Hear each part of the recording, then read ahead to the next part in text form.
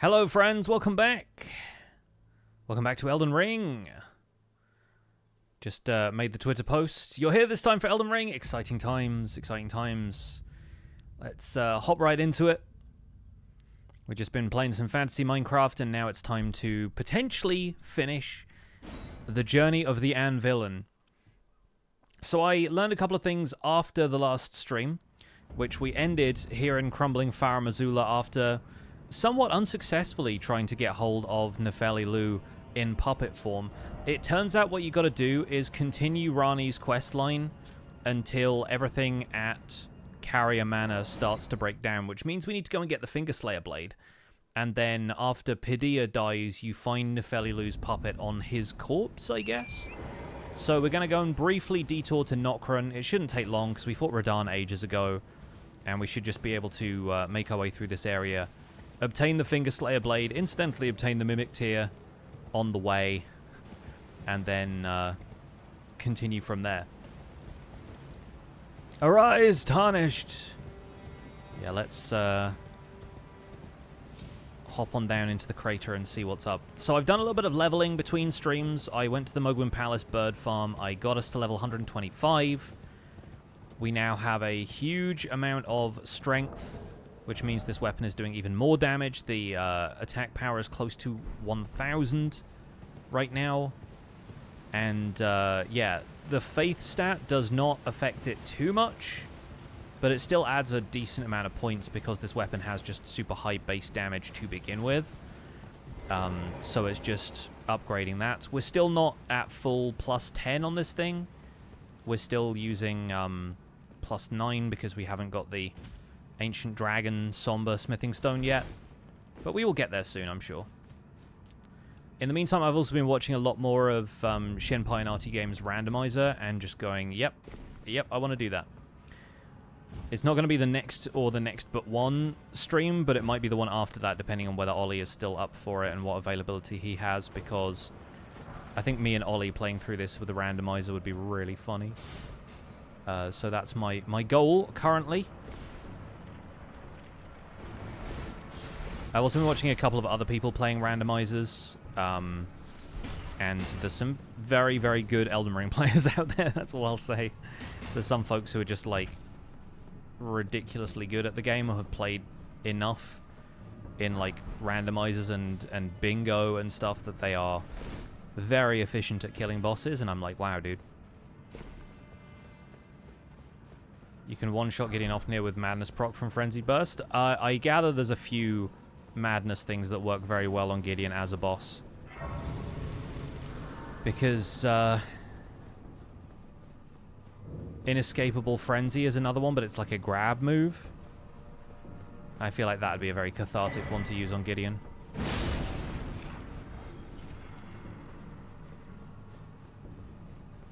I don't think we're going to need the Mimic Tear for any of this, considering how good of a time we had with the Ancient Meteoric Ore Greatswords.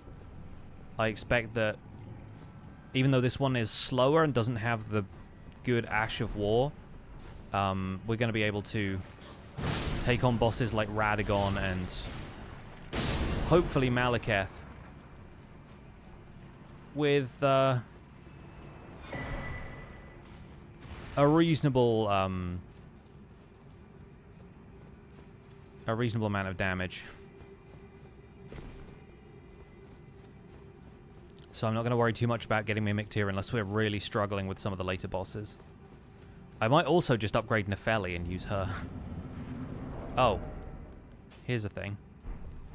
Is the Mimic Tear going to have the Anvil Hammer because I walked across the threshold with it, or does it just work off what gear you have here? That's my main question. Alright, cool. So I'll leave you with the Frenzied Flame seal so that we can have a good one-on-one here, but yeah, your melee attacks are not gonna cut it. I am the only Anvilin.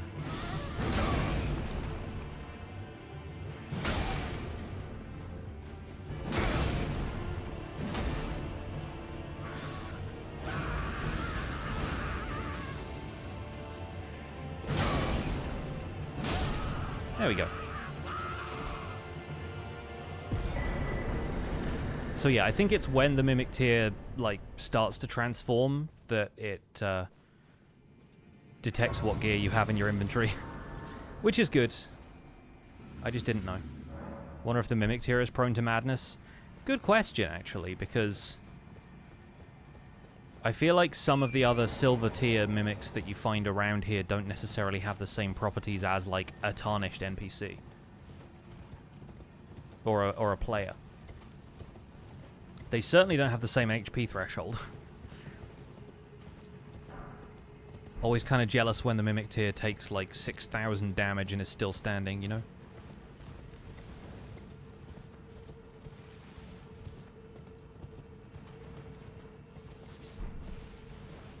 Yeah, if we need to go and collect some Glovewort to upgrade the Nefeli puppet, then we can. But we also have Shabriri to summon for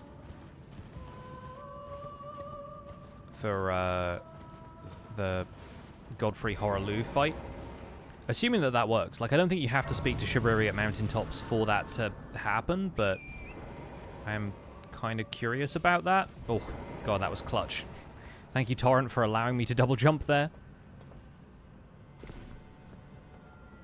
Apparently it is, but it's immune to sleep, so that's interesting. Scales off the player's focus stat. Huh, okay.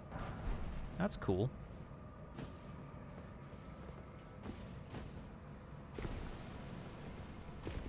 I like coming up here to get this rune arc now. Superfast Veg, thanks so much for gifting a sub to Nyx. Appreciate it. Thank you very much.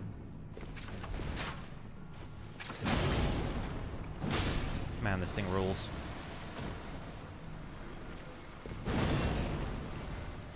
I feel bad that this playthrough is going to be so short because I'm having such a good time with this weapon that I will miss it when it's gone. But I could always come back with this character and do some other stuff maybe, but we do have to move the A to Z forward. Never going to get to Z if we don't even finish A. But man, the Anvil Hammer is such a fun weapon.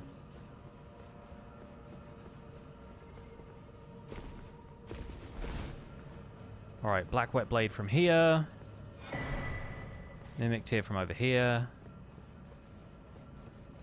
You know what? No, we won't even get the Mimic Tear this time. Why bother? We're not going to use it. If we're planning on using Nefeli if we have to summon anything, then makes sense, right? Hey cousin, let's go bowling.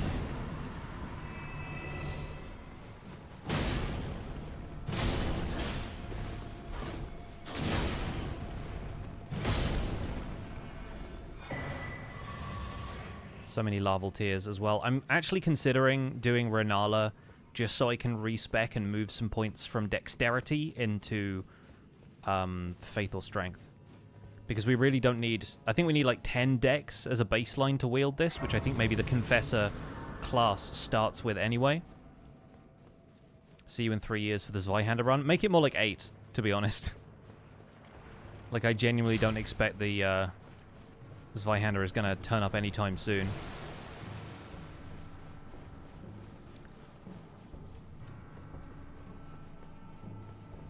And there are definitely some playthroughs like Astrologer stuff is going to be a long one because me and Zloy are going to be playing through the DLC and it's his first time playing the DLC. So not only are we going to have to go and do everything, but we're also going to be getting like the spells and stuff that I want to get along the way.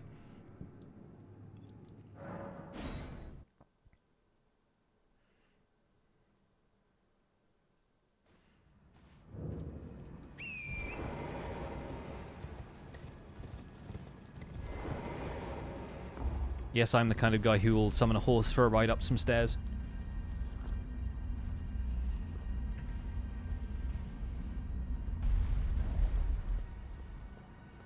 But yeah, dexterity shouldn't change much considering that we're not using the casting a whole bunch. Ah, not blood. Even in my... It is in my thanks. Soon must I begin my journey. Ah. A strange gift. I am sir. I must thank you. It was but... What is I too? Alright, cool. So she's off. We'll rest at the Grace. Celavis will die. Paideia will get his comeuppance. The only other thing we could do as the Anvillain that's like another unwise choice is do the whole thing with Celavis where he tries to make a potion that will turn Rani into a puppet. I mean, she kind of is one already, but I mean, like, make her under his control. And there's no point in doing it because it just doesn't work. So again, it would be a poor decision for our villain to make, but not necessarily a decision that had any advantageous consequences. So I'm not going to bother.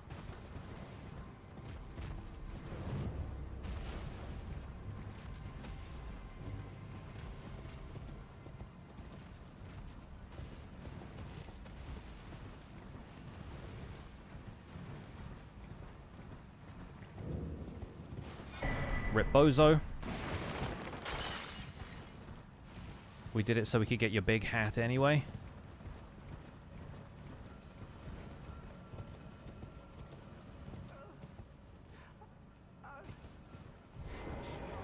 Please stop. You're my puppet. I loved you with all I have. How could you? There's eek, completely unpunctuated.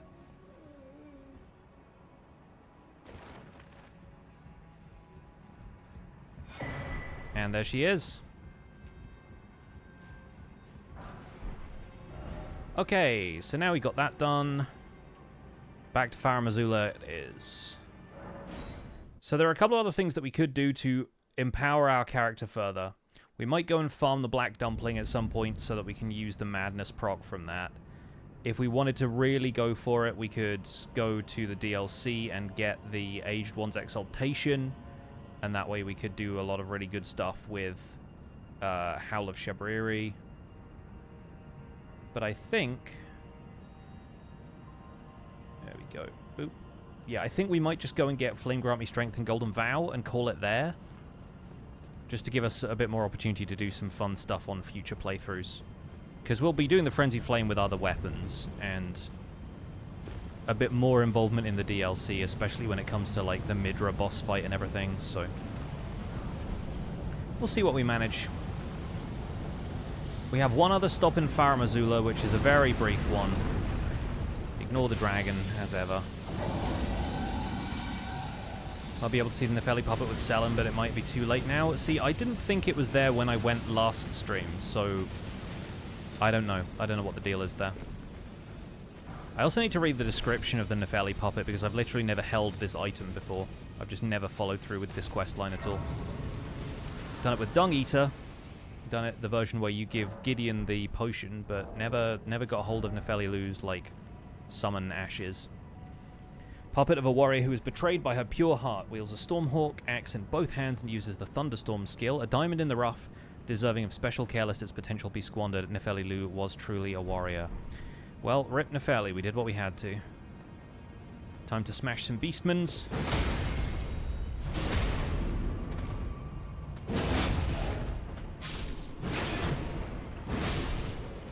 Man, this thing absolutely slaps.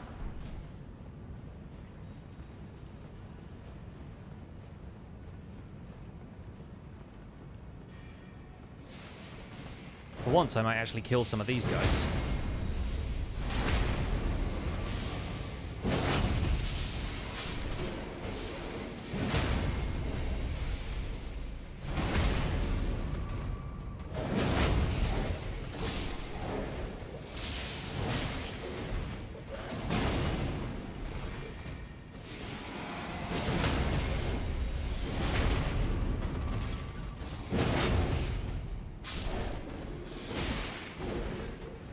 Enough of your acrobatics.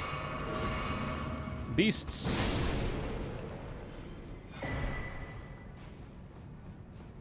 There's one more guy back here somewhere, but I think he's gone now, so. What's up, Glam Pixie? Welcome in. Yeah, for once we're actually touching this site of grace unhindered. Doesn't it feel good? We don't have to worry about Alexander this time around because we killed him at Radagon's boss arena. So we can just mosey on here. And I don't believe it's this one. This is a Somber 7 or something, I think. But there's a Somber 9 on our way down here that I want. Knock all of these guys off the cliff.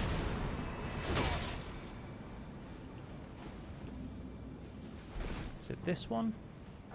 No, that's some arrows.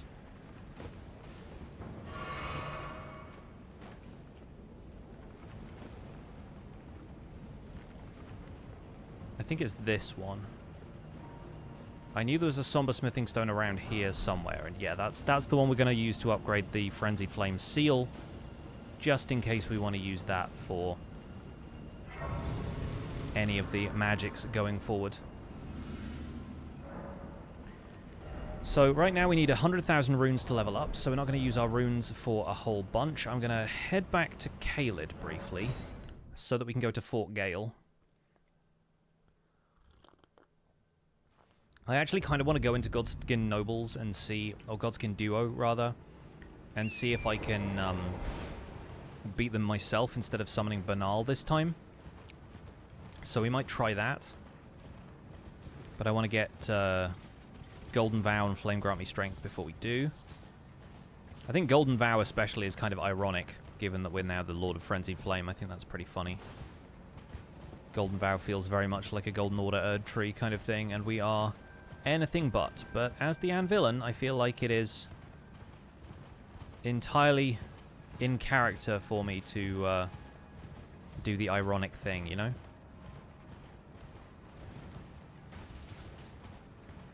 Using every tool at our disposal.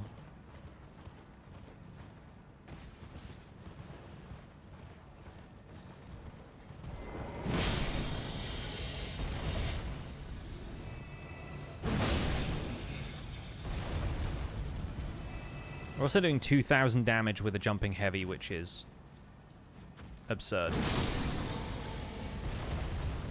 I'll take it.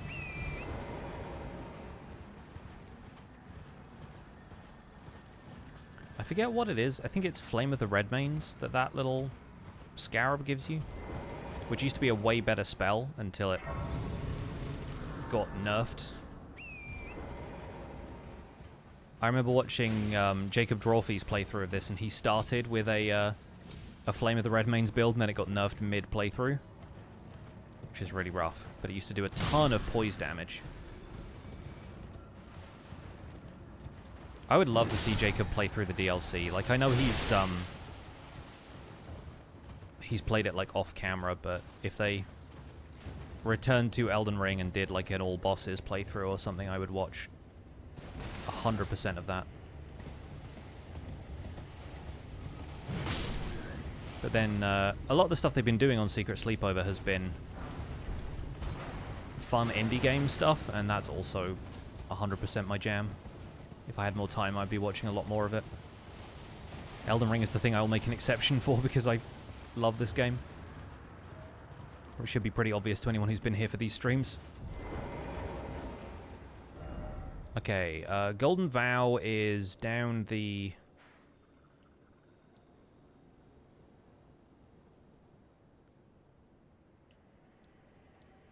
Road of Iniquity, up the ladder, along the path there.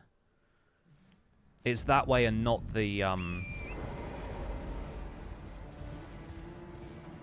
Magma River way, right?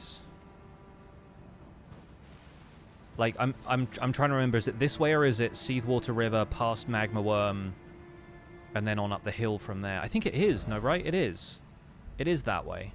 So if we go Erdtree Gazing Hill through Wyndham Ruins up that way, because I think normally I stop after we've met Alexander these days because I don't worry about, like, I haven't really had any incantation-based builds. Does seem the logical reason for committing to play it over 400 times, because I like the game, yeah. I don't know if I've started a Minecraft world 400 times, but at this point I might have. Oh, go on then, we'll fight Tibia Mariner just because this will be a hilarious fight.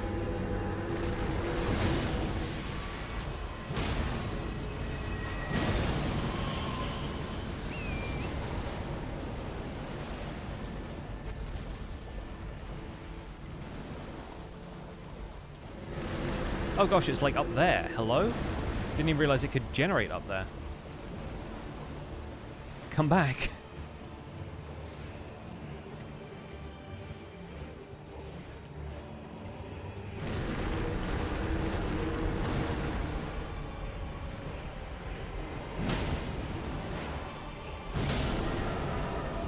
Man, I love being able to 5-shot bosses.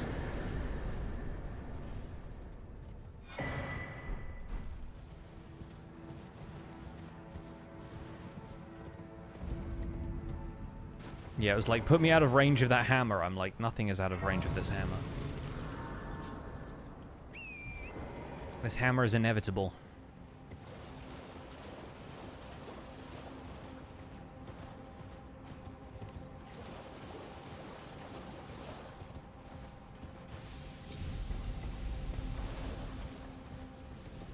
Yes, it's very, very Gurren Lagann of it.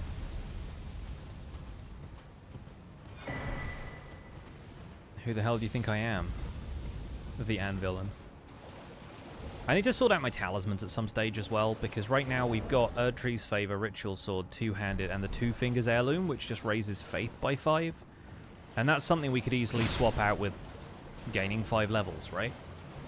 So I sort of wonder, aside from Aged One's Exaltation, what else could we go and get that will be beneficial to this build specifically? Like, Claw Talisman, dead easy. We've been to Stormveil. I know where it is. Axe Talisman for charged heavies, maybe.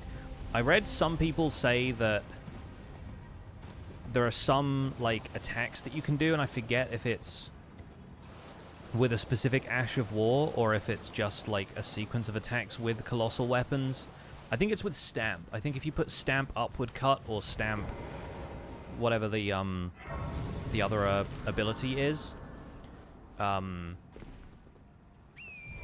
can deal a ton of damage if you equip the Twin Blade Talisman, because it technically counts as the last hit in the chain, even though you're only doing one attack, and that just makes an already super powered ability even more powerful. So I think we'll look into doing that next time we get a weapon that we can infuse. Would suggest Turtle Talisman Hammer consumes a lot of stamina. That's true. The thing about the Turtle Talisman that's sort of slightly disappointing at this stage is that there's a better version of it that we could theoretically get from the DLC. So I feel like it's kind of redundant to get the normal one, even though getting the normal one is very easy. Also, I can't get off the horse for some reason. There we go. That was weird. It just wouldn't let me off Torrent.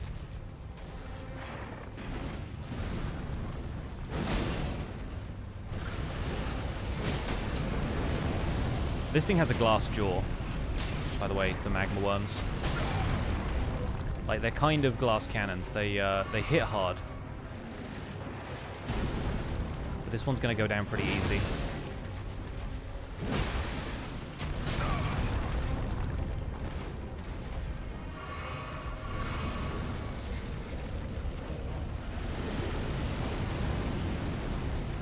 I really wish I kept, like, throwing daggers and stuff on me more regularly to keep the poise damage going. Because I've heard that's a good way of keeping, like, poise and bleed damage going when enemies have really long animations like that.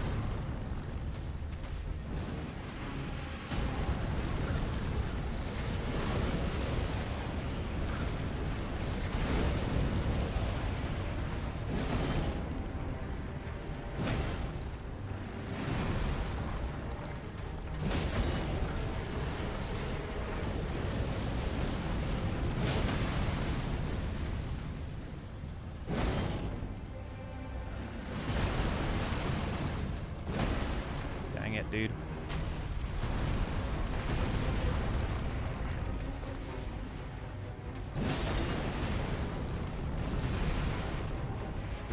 I was really expecting to have staggered this guy. I feel like I do it with every other weapon.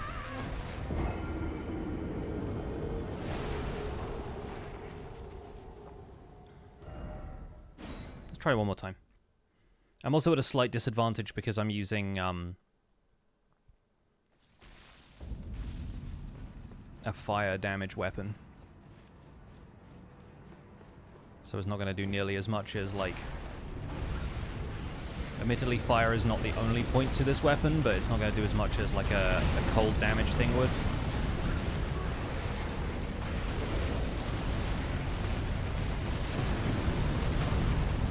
Alright, you done? Nope, you're not done, okay. Just going to keep sidestepping over here. When you're ready, bud.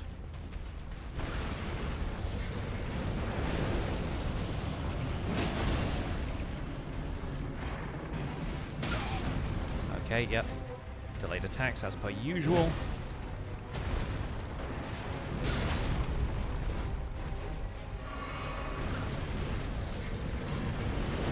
Also, completely forgot I should be taking this for free in a boss fight.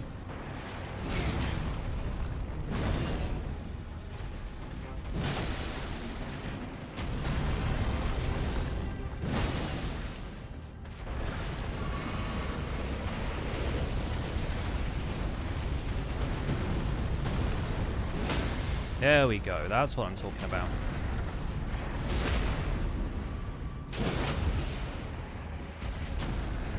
Now wait for him to get up, because he always takes ages to get up.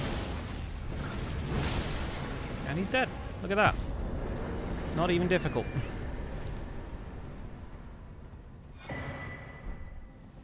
Look at his black heart. How it still beats.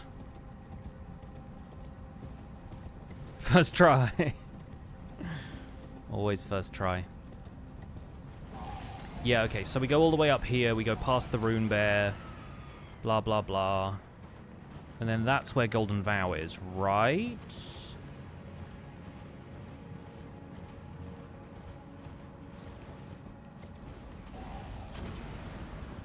Or if not, then it's at that bridge where you can drop down and that's where Golden Vow is. I think this whole section is circular, but there's only one way you can jump off to get to the other part. It's like too much of a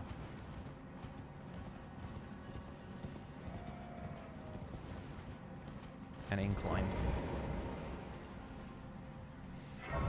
It's a one-way system.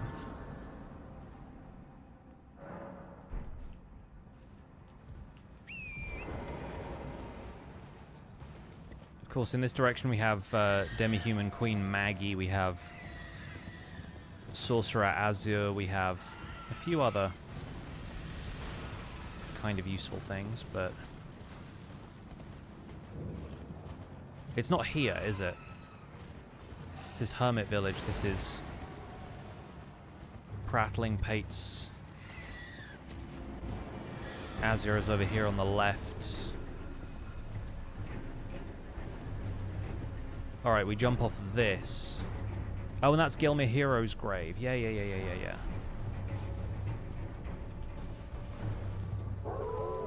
Off the bridge in the shack where you get invaded? Yes. Yeah, I know the one. I just couldn't remember which direction you went to get to that. I think it's across one of these, isn't it?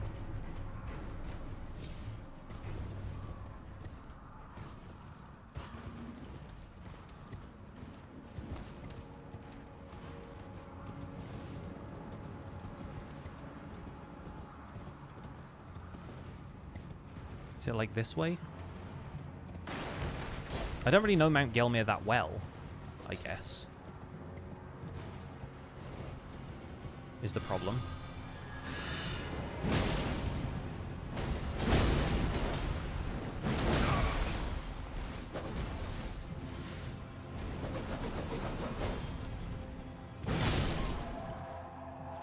Gonna give the A to Z thing a go, excluding bows and staffs, because I'm less of a man than you. What's a grafted scion doing here? Great question.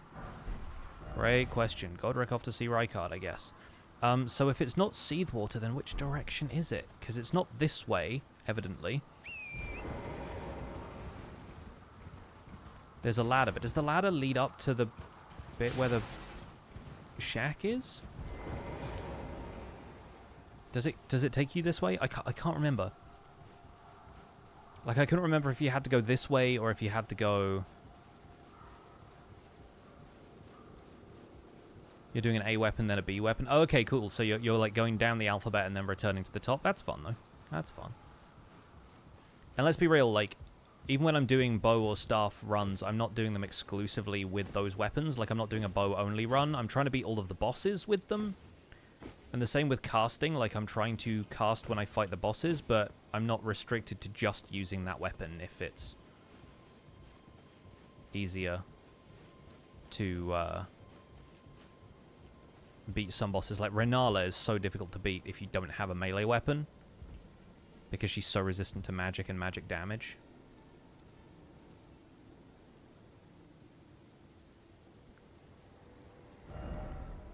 See, I feel like it's down here somewhere that you get Golden Vow. But I think if you ride Road of Iniquity and come up that way, then you go past all of the stuff that we've just gone past. So, like, where even is the shack? I think I know one way of getting to it, but it means going through Falling Star Beast.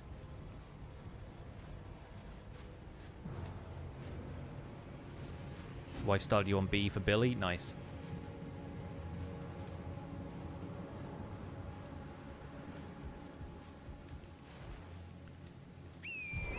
Because the way I know to get to it is actually to ride off the end of the area where Volcano Manor is. Alright, yes, I'm on fire. What do you want?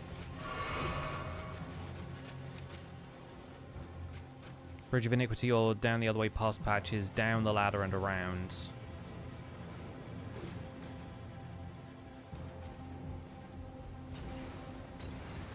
From the Volcano Manor front door, around past the Minor Erd Tree and jump down off the bridge. Yeah, see, that's the direction I'm headed now, so I might as well go there.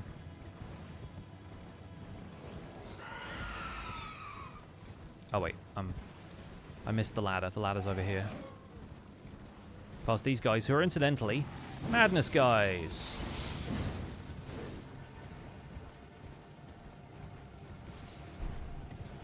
Eye of Yellow.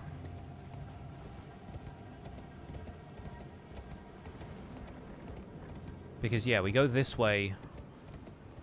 We take the Spirit Spring. We either fight or go through full-grown Falling Star Beast. And then we come down Mount Gelmir by Volcano Manor. Because you can just skip this fight. You can just go over here. And frankly, I will, because I fought two of these guys and I have nothing to prove.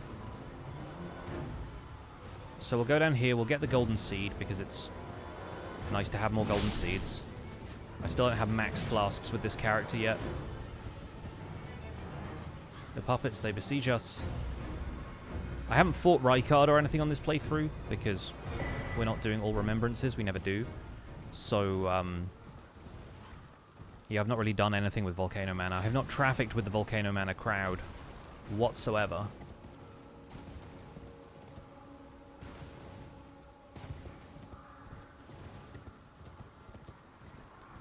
I love the fact that we can just smash this Finger Creeper as well, because I have a fire-based weapon, so theoretically this should be no problem.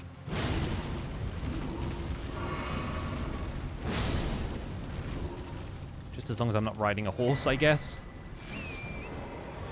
Quickly realizing you've only explored like 20% of Mount Gelmir. Yep, it's a big place. There's a lot going on.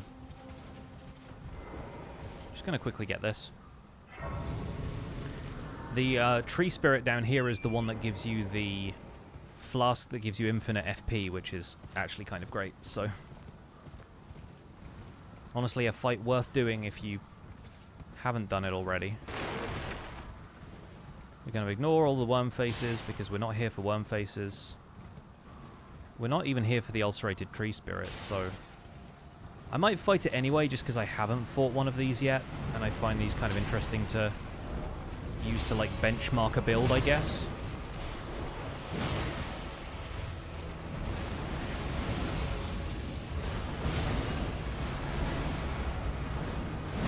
Especially since, once again, they have a glass jaw.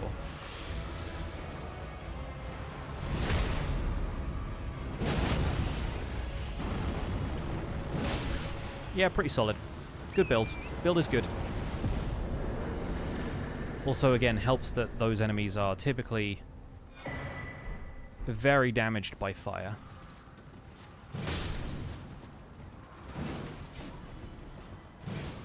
So what I'm thinking of is we go off the end here, and then we end up at Corpse Stench Shack, which is where the invasion happens and where the Golden Vow incantation is.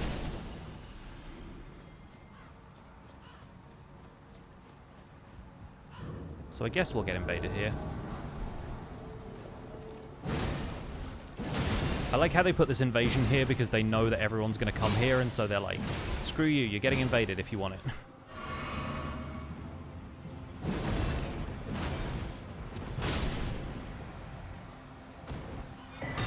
I'll take it. Not bad. Okay. Anyway, back to Farum Azula. Where were we? Ah, yes. Dragon Temple. I remember.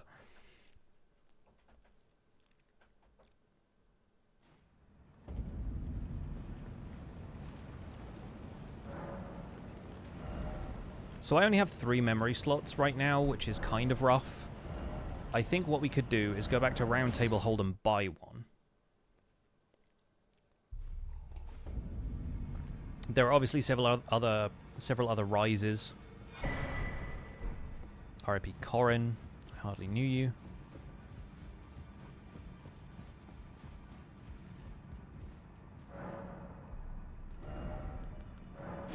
Buy that.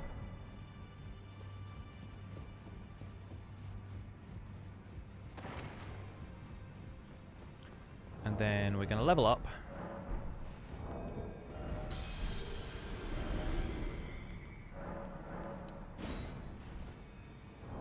We should have just enough runes to do it. Probably with this one. Yeah, nice. Brain fog is real. Oh, sorry to hear that. Yeah, it's going around right now, so... You have my best wishes for a swift recovery.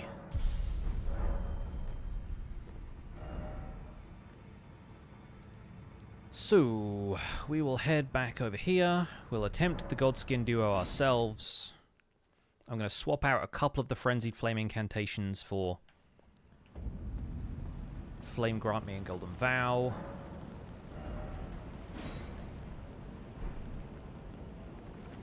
I think, honestly, this one, because it's fairly weak. We can swap that for Golden Vow. We can put Flame Grant Me Strength here. Honestly, Vike's Dragon Bolt would be kind of fun if we could imbue the weapon we've got, but I don't think we can. Howl of Shabriri is also a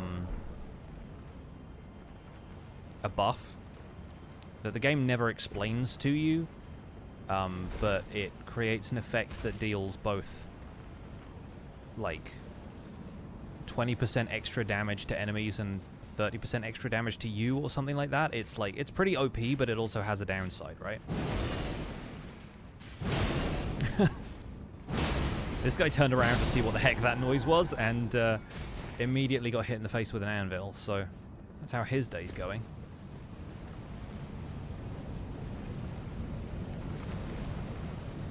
Got to meet Rob Van Dam and experience the second biggest shopping mall in Northern America? Well, fair play.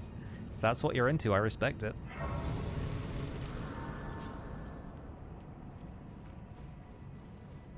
Okay, so this buffs my strength and faith. Then we Golden Vow. We Flame Grant Me Strength. We need a bit more FP to do Howl of Shabriri. Then we go in here and we slap some guys.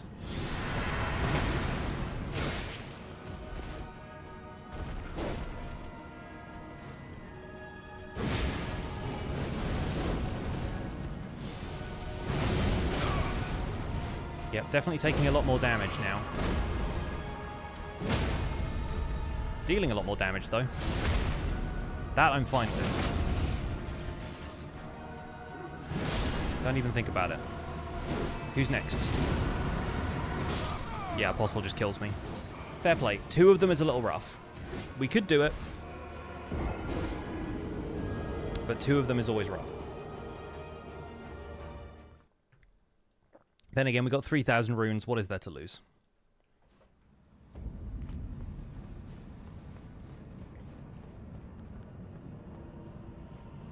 In fact, I think the Howl of Shabriri buff lasts a little bit longer than the other two.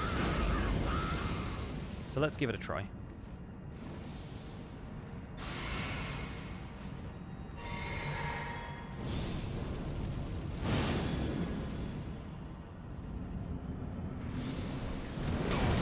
Oh, immediately.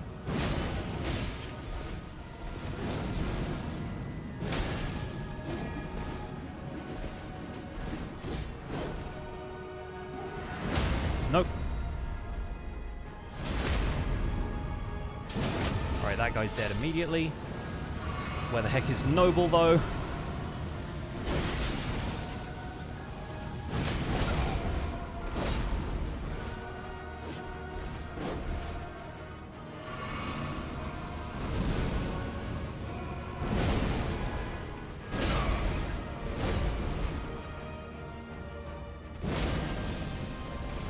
Okay, he's summoning Apostle again, which is annoying.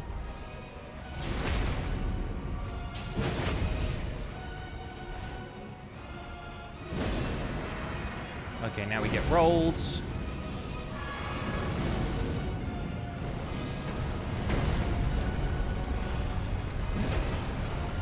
Question is, can I deal damage to him while he's in this state?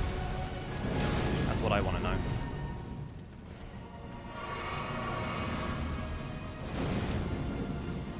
You're dead. Ouch. Potentially so am I, though.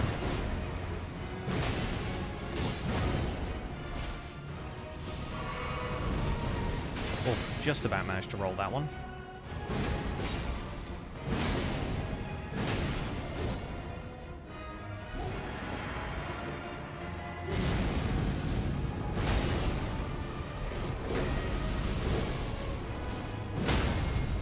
Yeah, priority now is prevent him from resummoning Noble immediately, and then just wait for Noble to show up here.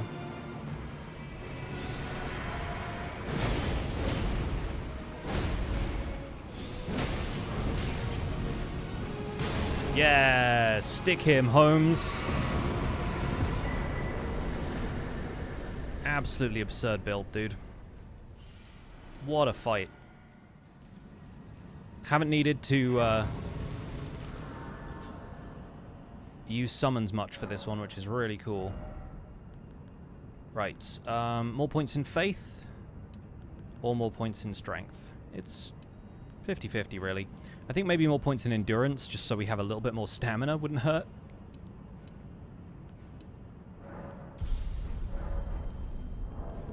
And we don't get a remembrance there, obviously, so on we go.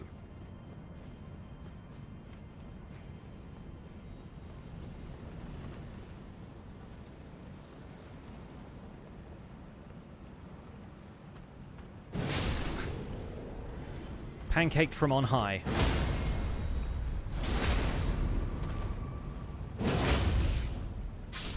I think if we go get the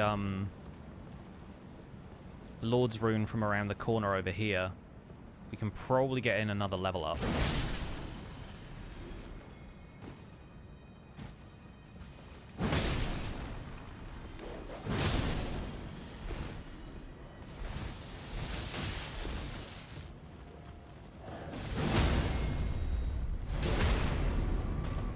Good afternoon, GG. Thanks, Canary. Welcome on in. It's your first time chatting. Good to see you. We are headed for Maliketh the Black Blade and potentially the end of the game with this weapon, but I'm having a heck of a fun time with this, so I almost don't want it to end too soon, you know? Yeah, 3,500 should be enough to get us over the line. I'll save it for now just because there's not going to be another grace until after the Crucible night here, so I just want to make sure we sneak around adequately. I haven't used the weapon art on this nearly as much as I expected to, but I'm kind of okay with that at the same time. Oh, almost fell down there. There's a couple of those tricky gaps that I'm like, this is why I don't want to load myself up with runes before I hit a grace. The Anvil is quite fun. The Anvil is a fun, like, Anvil Hammer in general is a fun build. And I think this character is just coming together super well.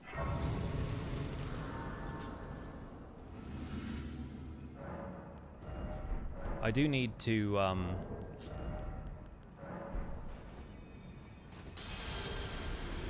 upgrade my Frenzied Flame seal one more time, since we have the capacity to do that now. But we'll do that next time we're at Round Table Hold. It's not a huge priority. Strength gets us to 961, Faith gets us to 962, and we're at a level where we get an automatic increase to our defense anyway. Okay, this is where I want to have Frenzied Burst on deck, because we can use it to take out Frenzied Birds. Love having a ranged attack for these things. Because you'd be surprised to learn, hitting a bird with an anvil sometimes a little difficult.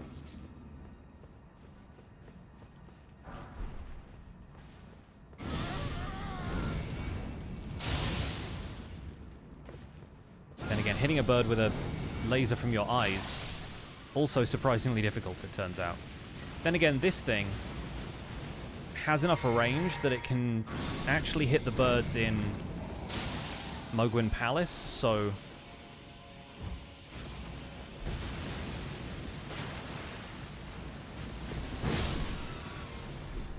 frankly, I think it is underrated.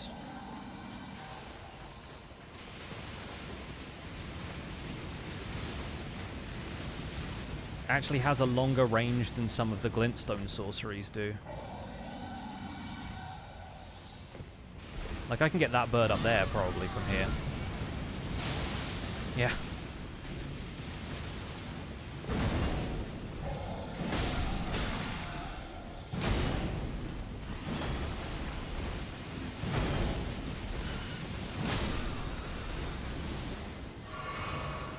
Alright, now for the dragon.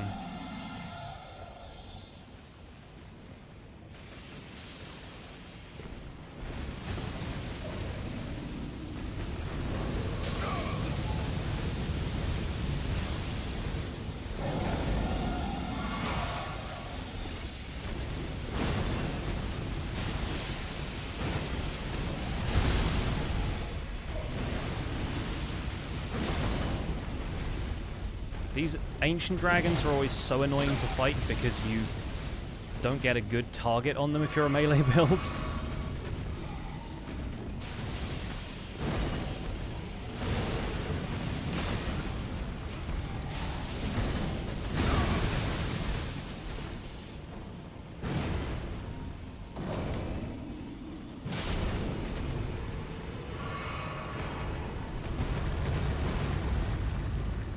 Hey, that'll do. Now then, the Anvil Hammer is about to receive its final upgrade. Normally watching on YouTube, but that means you missed a live, so here you are trying out Twitch. Welcome to Twitch. Twitch is okay. Twitch is a decent place. Has its moments. If you complete the game too soon, you could always kill Malenia or something, right? I mean, we could, I guess. I don't know if we could kill Malenia. We could fight Malenia. Kill and fight are two different things. Even with a weapon like this. I'm honestly not super confident that I could kill Malenia even with how ridiculous this weapon is, because Malenia is all about timing, and this thing is just about damage. Like, I'd take too many hits, most likely.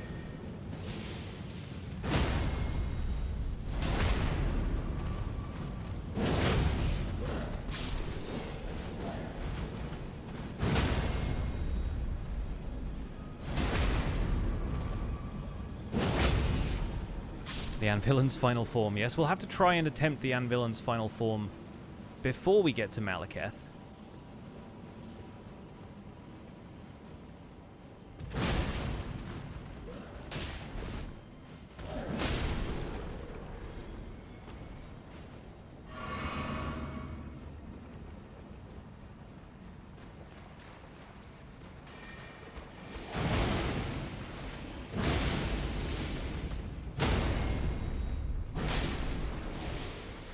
That'll do. Just happier to get that guy. It's really annoying that they can cast on you like that without line of sight. I think that's one of the most annoying aspects of this. Is they can follow you around the corner with those spells.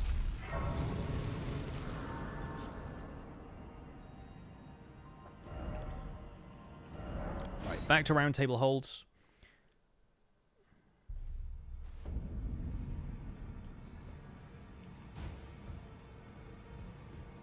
Say a quick hello to Hugh.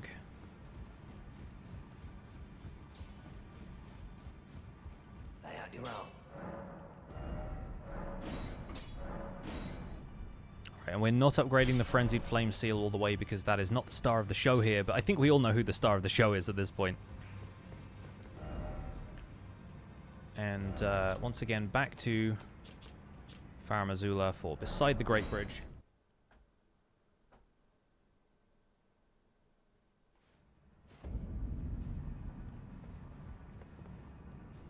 Sorry, 1 second.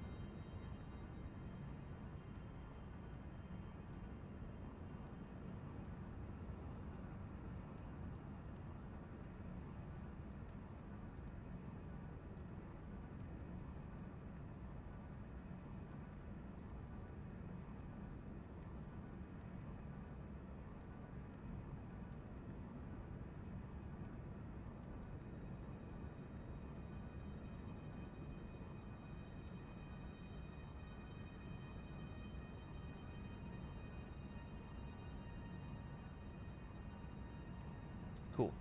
All right.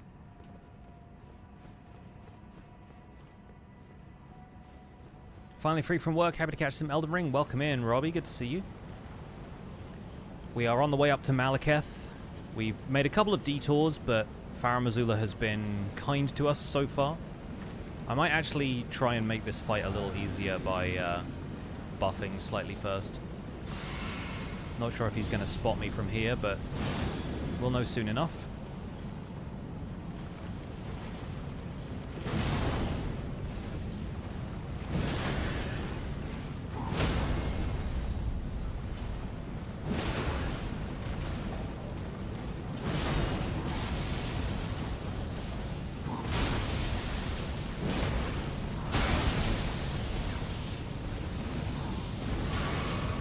I was healing middle of that, but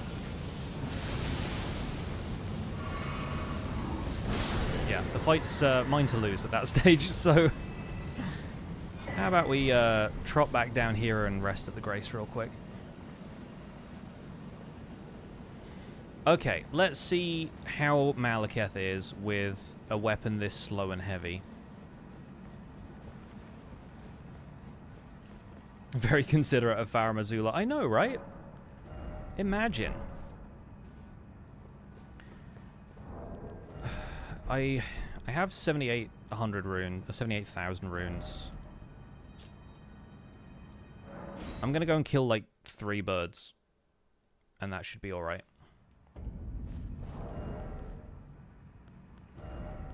By the way, equipping a bow makes me a heavy load. At this stage, that is. How well balanced my gear is to keep me medium load with this ridiculous size weapon. This should get us to 100k, and then we need 6,000 more. Normally 2 birds, 1 stone, yeah, right. This time 3 birds.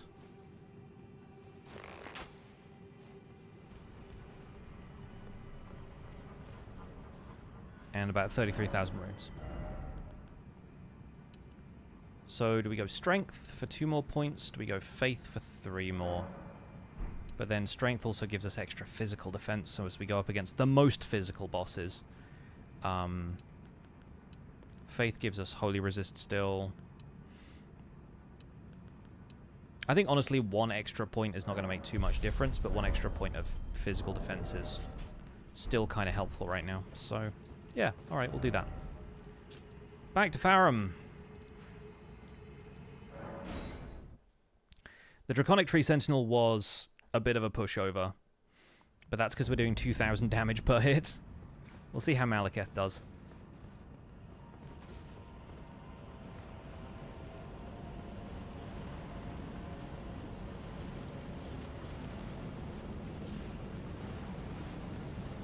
We'll Flask outside, buff inside. We probably won't do Howl of Shabriri because it takes an extra Flask.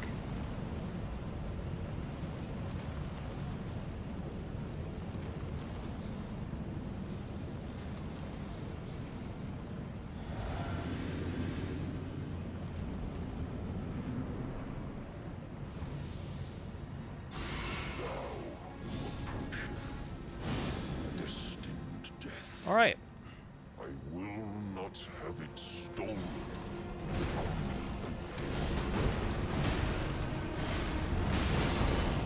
Good.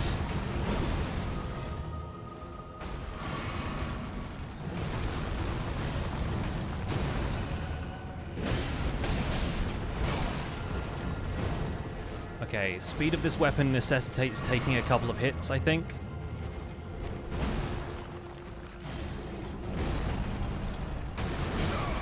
Ow.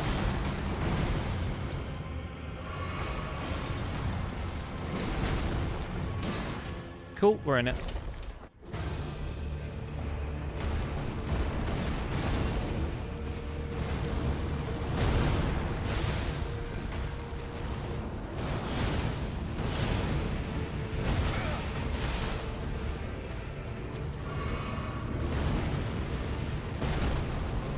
Okay, we got hit a couple of times there, but that's only to be expected.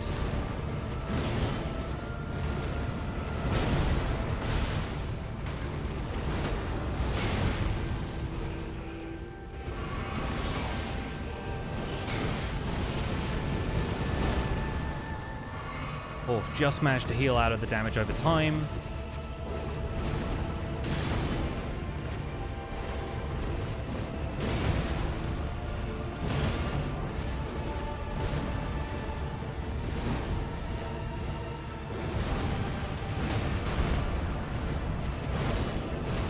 Ow.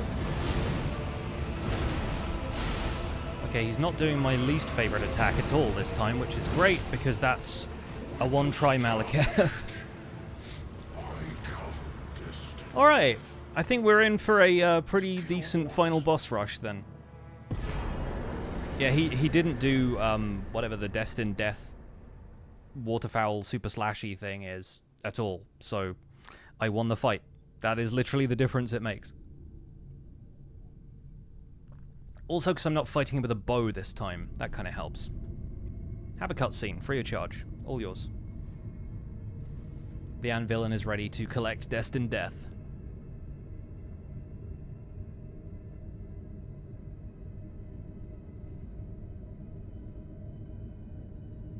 If that's how we treat Maliketh, imagine what we're going to do to Gideon.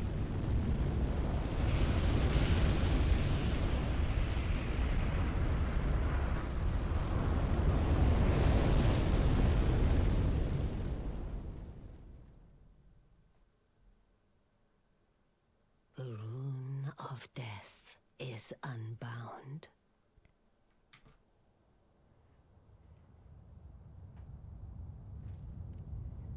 And the lands between are shrouded by death's dark fate.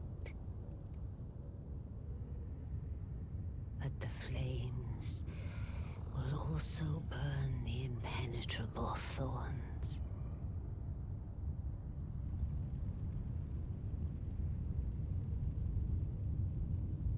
Farewell it is then.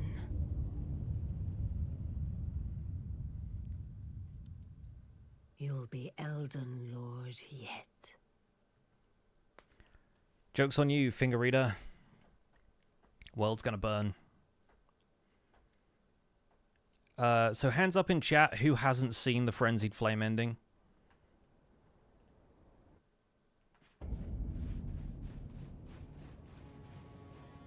Because I assume you're going to see it relatively soon. So if you don't want spoilers, then fair warning.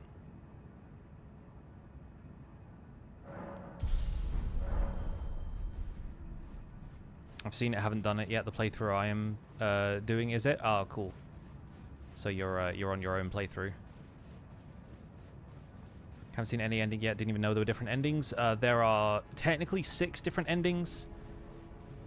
There's more like 3 because 4 of them are pretty similar, and the other 2 are the ones that are majorly different. Picking up all these rune arcs, I realize I don't actually have a great rune active. Like, I never activated any of them. Which, again, feels like the most Anvilan thing to do. Never got past Farum Azula. It's a tough set of fights. And I say that having just tried Maliketh. That is literally the first time I've ever done that boss fight first try. The rest of them have been a struggle.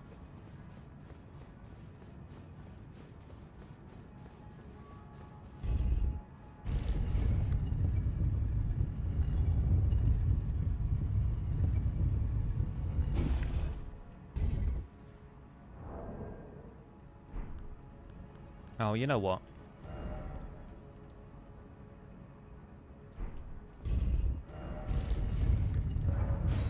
We're going to go back to the Grace.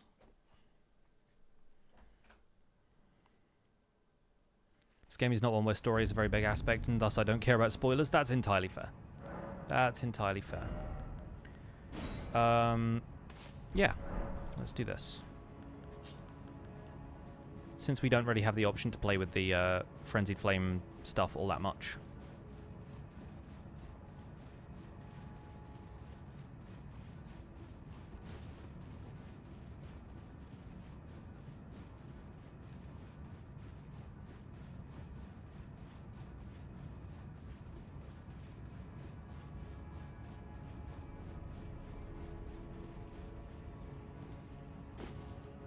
Where am I going? Where is this?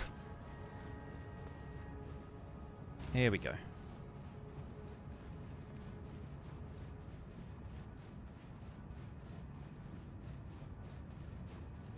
All the FromSoft games have multiple endings? Yeah.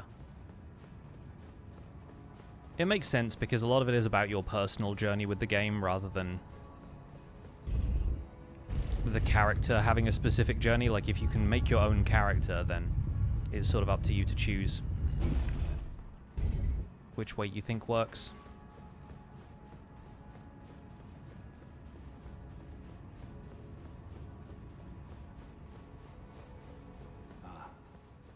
I knew you'd come to stand before the Elden Ring, to become Elden Lord, to start stating affairs.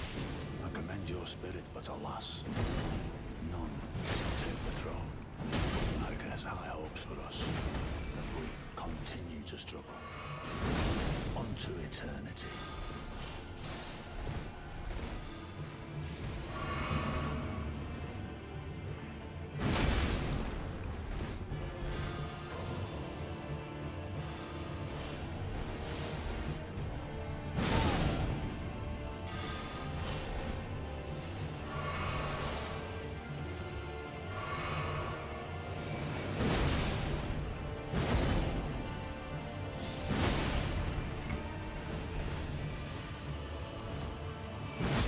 Love watching this man struggle to do spells. My bones are tarnished, cannot become a lord. Not even you. A man cannot kill a god. Nice. Yeah, I think that would have done a lot more damage if I had more of the madness buff stuff going on.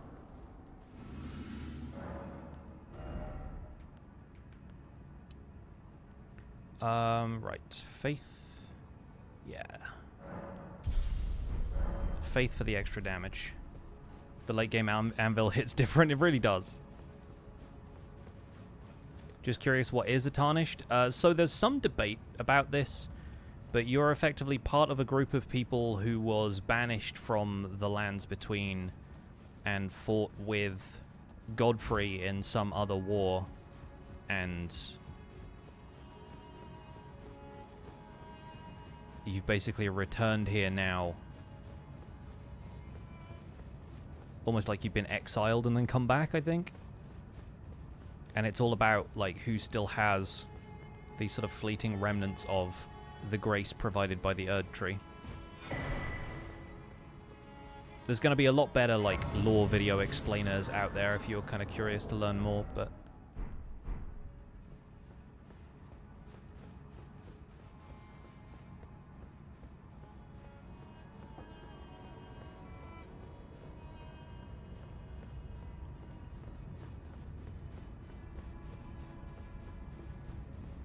When you played the first Souls games, you didn't know you were fighting the final boss in the game? Yeah, it's, a little cryptic in some areas, right?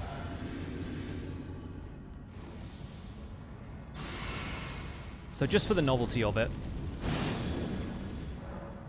we're bringing Shabriri in for this one.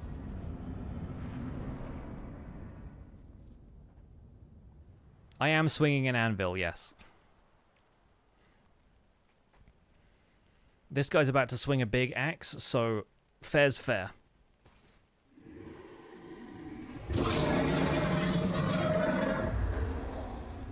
It's been a long while, Morgoth.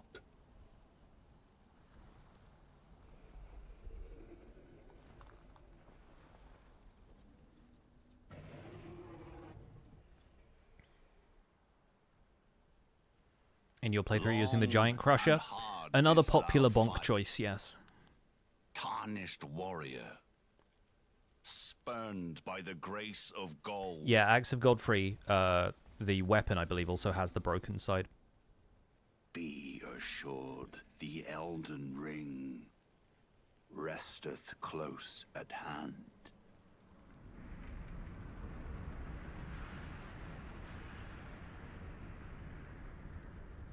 Why'd you burn the tree, idiot?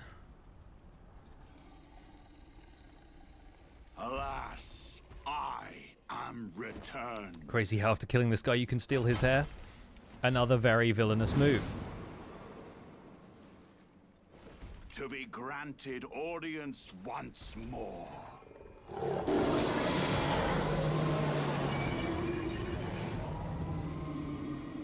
Hero pose. Steppy. Upon my name as Godfrey, the first Elden Lord. Let's rumble, baby! Alright. Hi, Godfrey. Didn't let me finish swinging my anvil.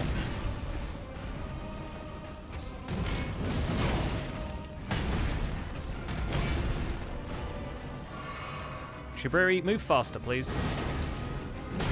Fight's going to be over by the time he gets here.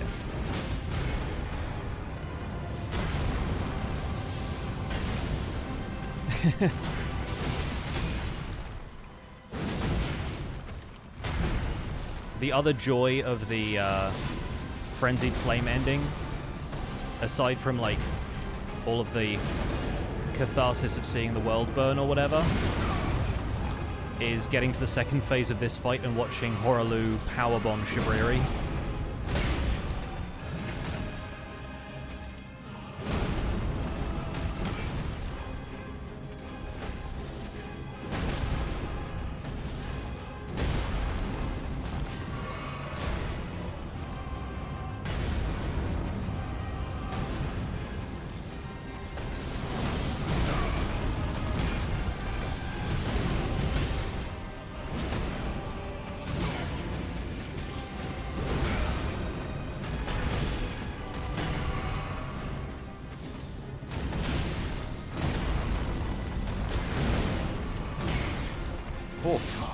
Rough.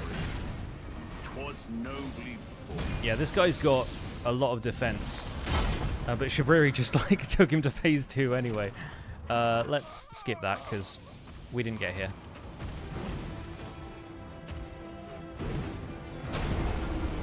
Yeah, hilarious. And Shabriri versus Hoarah. You can see how that one went.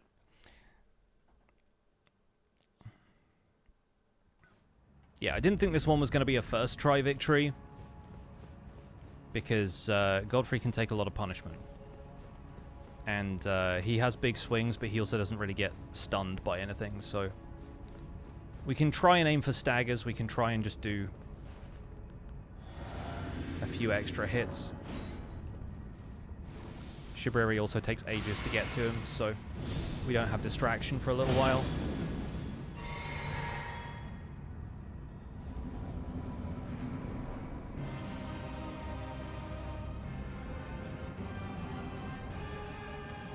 When you're ready. There we go. I'll be over here getting my runes.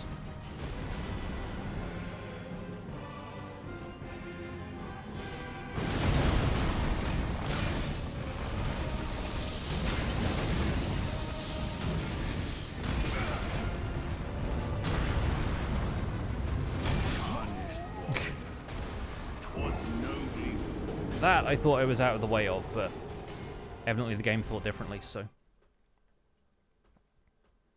This one looks to be more difficult. Oh, it is, but the different fights are going to be difficult depending on what kind of damage you do. This guy has pretty strong physical resistance because he's a big, strong boy with big, strong armor. Have I ever seen the theories that Elden Ring has a lot of shared story elements of Godskin? I don't know enough about the opera to really, like, clarify.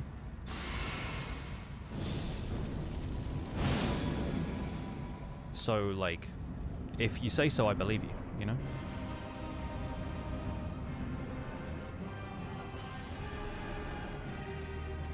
Come on, throw the axe, throw the axe. Thank you.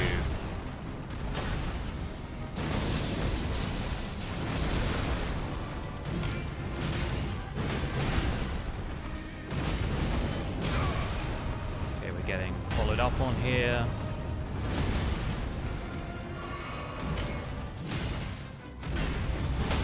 That's what we wanted. Little extra damage for Shabriri as well.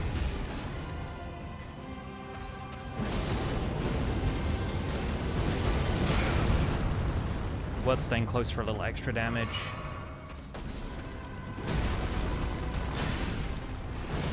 There we go, phase 2. Get him! Yeah!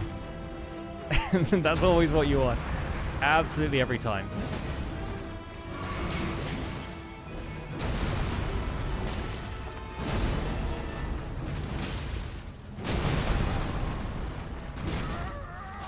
Yeah, I'm dead.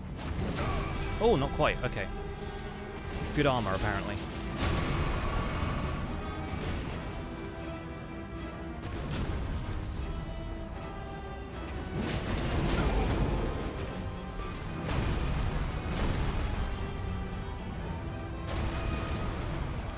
Shabriri, get him!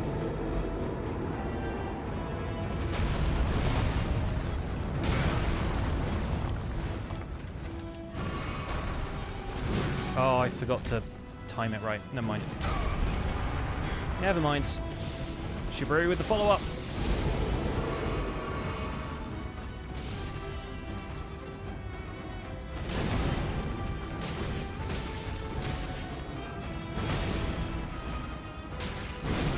No! I was so close.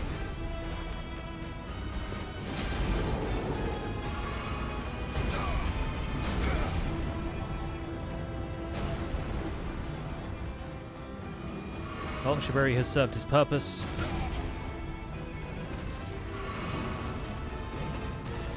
Slave tarnished. Thy strength befits a crown. That happened at like a perfect time in the music. I didn't even want to interrupt that. That was like the music crescendos. I hit him. It cuts off completely. It even like dims the volume for the voice line. That was like cinematic Marvel right there. Not the Marvel Cinematic Universe, but a Marvel of cinema. Right. We'll put one into Faith. We could add some Vigor. We could add some Stamina. I think Stamina might be worth having, to be honest, against Radagon and Elden Beast. Okay, so here the Anvillain is on the threshold of standing before the Elden Ring.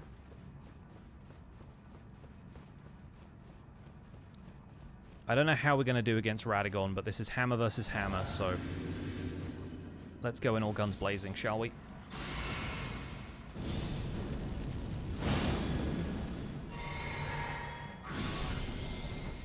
Oh, of course, that's Inescapable Frenzy, not Howl of Shabriri anymore. Oops. Well, we're going a little bit mad. What's the next weapon? Arbalest, which is a really heavy hand crossbow.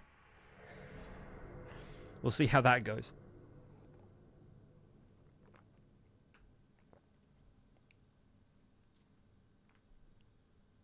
Hammer versus Anvil, baby.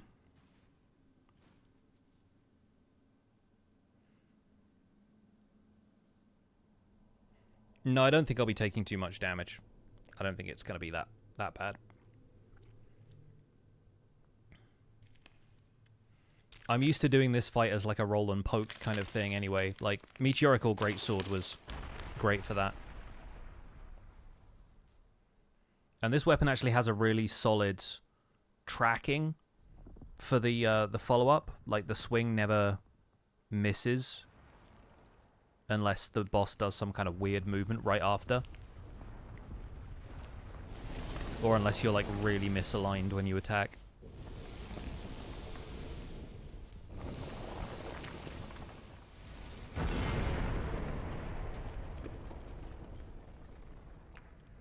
What'll happen if you hit a weapon that's just very low damage, like starter weapons?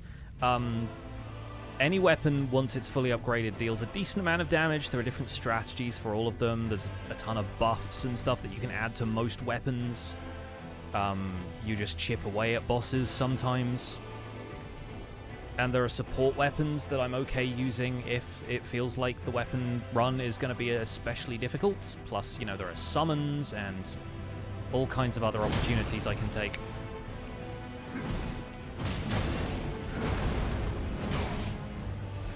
Okay, fair play, fair play.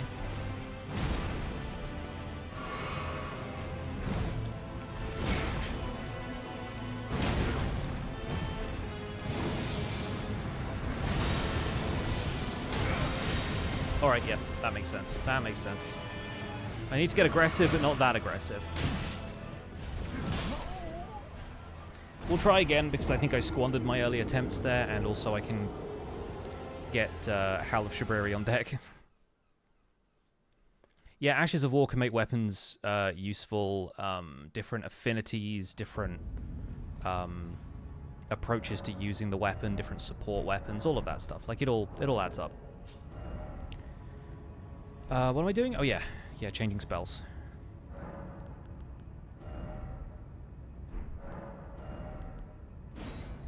Inescapable Frenzy. Not going to work against Radagon.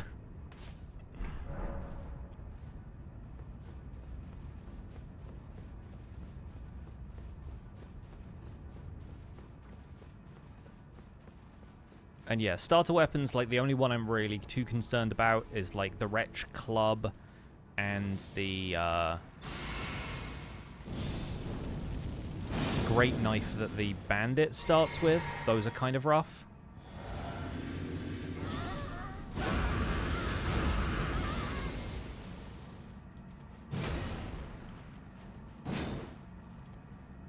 Alright, I was trying to two-hand the weapon, but we'll do that once we get into the fight.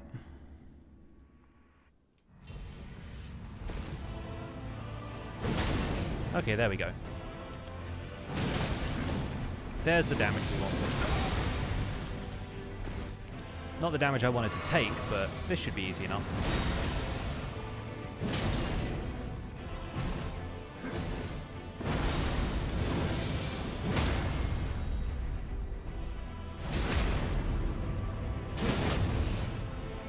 Cool, good fight.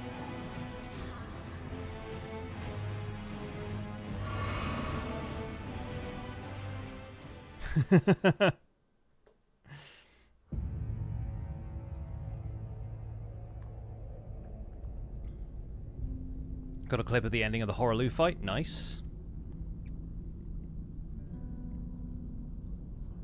That was, I think, 5, maybe 6 hits.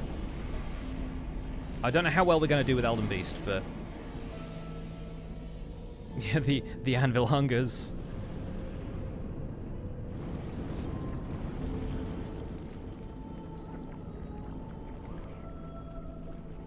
We do have, like, 8 or 9 health flasks going into this fight, so I'm hopeful, as long as I don't screw up any of the dodges, we should be fine here. Incredible happenings in the lands between, yes. Well, if we can start the Arbalest playthrough today, I will. This is definitely going to be our shortest playthrough, provided that I can beat Elden Beast in the next, like, hour and a half.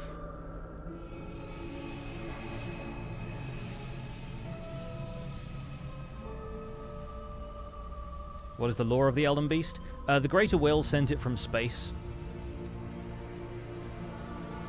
It basically arrived, took over the power of the Crucible, which was this enormous spiral that life was created from, I guess, and instilled this thing called the Golden Order, which was the Greater Will, or like this basically like outer god type entity's idea of what like true order should be in the world.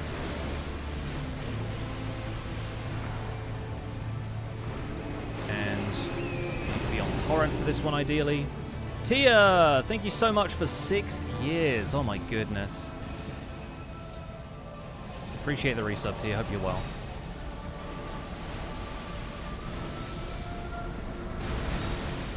Just gonna avoid this and that. Bring it. The little wobble it does before that is always really funny to me.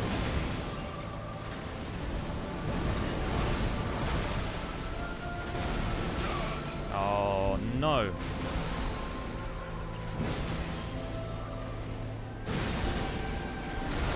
I just want a big stance break on the Elden Beast is what I want.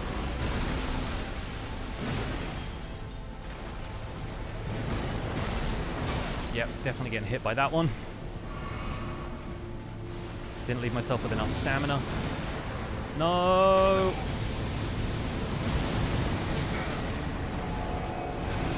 Oh, I'm so dead, I'm so dead. I'm just like chugging flasks like a maniac.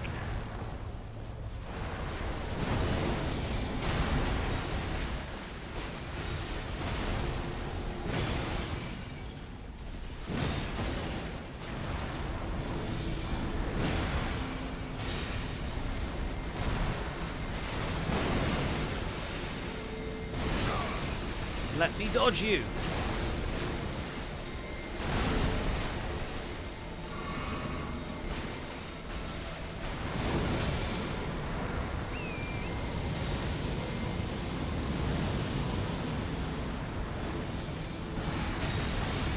I hate dodging this one on torrent. I hate dodging this one on torrent. Oh. Okay, well maybe we'll get 3 rings.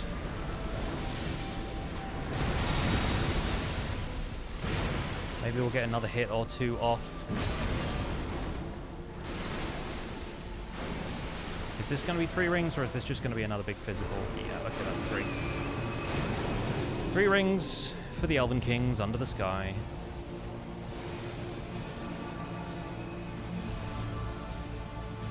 So much easier to dodge when you can double jump. I love it.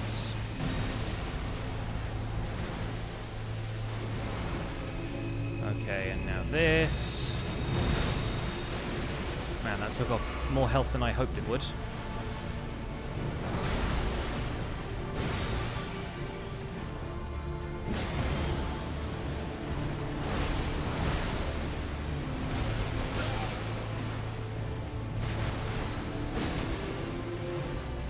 But the Anvil is victorious regardless. Oh, okay. Yeah, I definitely played that a little bit fast and loose, but we got there in the end, friends. That works. That works. That was absolutely our quickest time to beat of the run so far. Like 2.5 streams and we're done with Anvil Hammer too soon. I got no flask left, but it's fine. with a big iron on his hip, yes. Alright. Let's put a last few points into Vigor, because we're going to need our health for this. Level 138 is also my lowest level completion, I think, so far. Become the Lord of Frenzied Flame. Friends, if you haven't seen this I urge you to try it yourself, but here's the final cutscene anyway.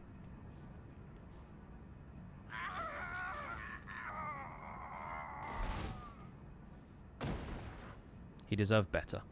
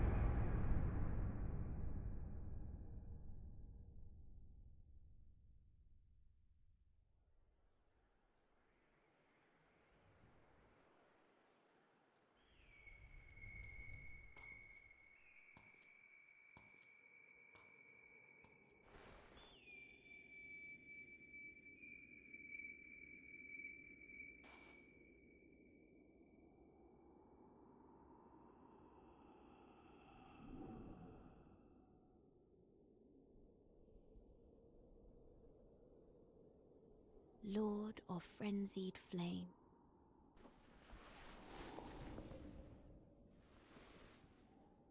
I will seek you as far as you may travel.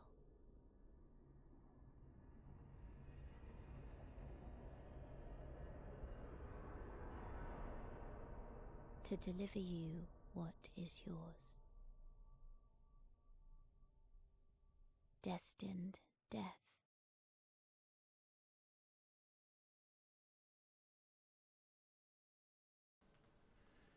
And scene. Credits. We did it.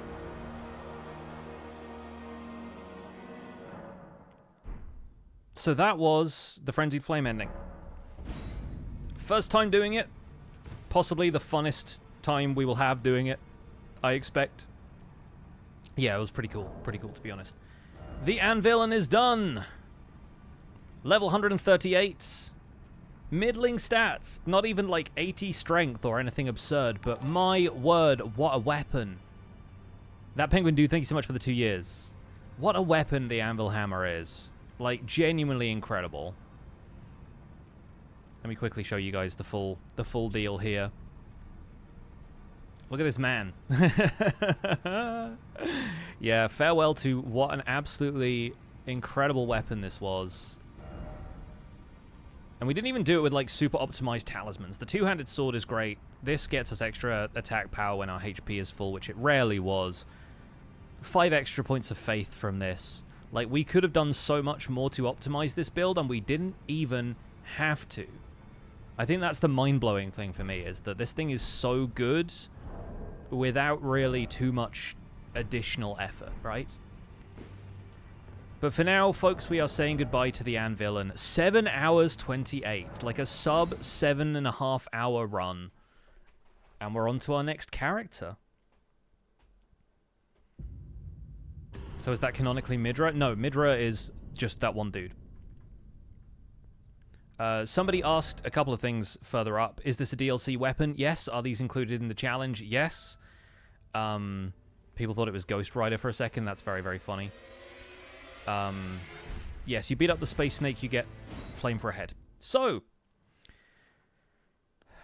friends, we are going to start our first Wretch playthrough. Because this, my friends, is the Arbalest playthrough. We are #Arbalest. Gonna do the usual thing of starting with the Golden Seed. I came up with like a loose character design for this one. He looks a little bit, honestly, like with the slightly reddish hair, he looks a little bit like some of the other characters in this game, which is kind of fun. So yeah, we're gonna start a Wretch playthrough, and we're going for the Arbalest, which is in Stormveil Castle, so we'll probably get to it today. Here comes the Bounty Ball. Sing along if you know the words.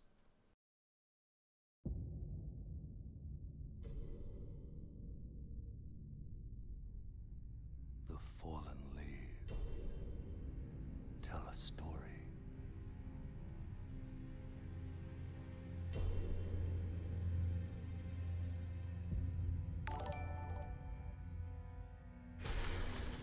The great Elden Ring was shattered. Sapphire Agon, thank you so much for 10 gifted subs. Is this our 10th run? I think this is the 9th run, right? Across The 10th one will be astrologer stuff. the lands. Thank you anyway. Really appreciate it.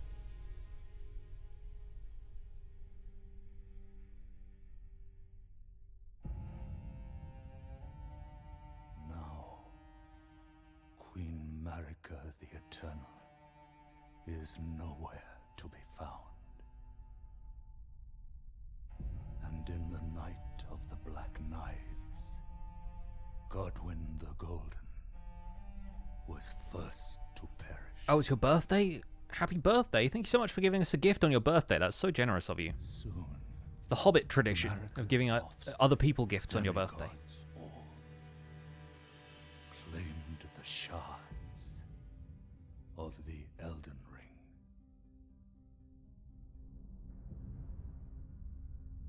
The mad taint of their newfound strength triggered the shattering.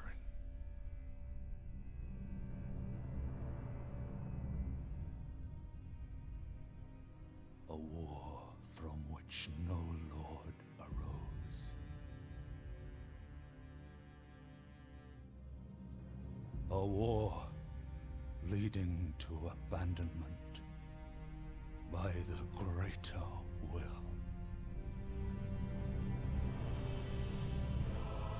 Oh, rise now, ye tarnished, ye dead who yet live.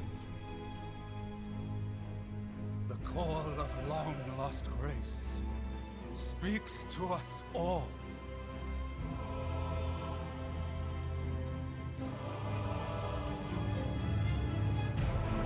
Hoarah Loux, chieftain of the Badlands,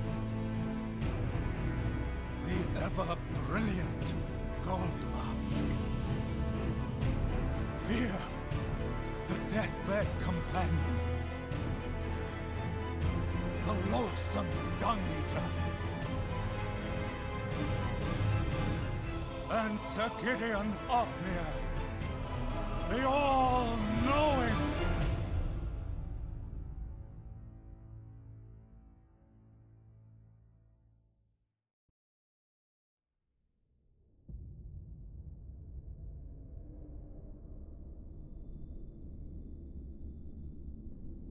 And one other, whom grace would again bless.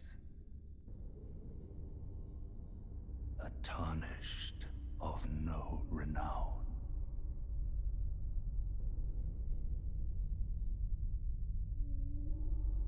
Oh, how the context of the Melania versus Radagon fight has changed? To the Yes. lands between. To stand before the Elden Ring. And become the Elden Lord. So whenever I start one of these playthroughs, I have a set of notes. This one just says, start Wretch, get to Stormveil ASAP for Arbalest. I have a couple of other notes aside from that, but that's the main goal. So, welcome to the Arbalest run. We are hashtag Arbalest. Today, we're going to start in much the same way. We're probably going to go and get the extra runes from Greyoll before we go fight Margit, because why wouldn't you, really? Basically, the battle royale between all these named characters. Kind of, yes. And they each end up sort of winning and sort of losing.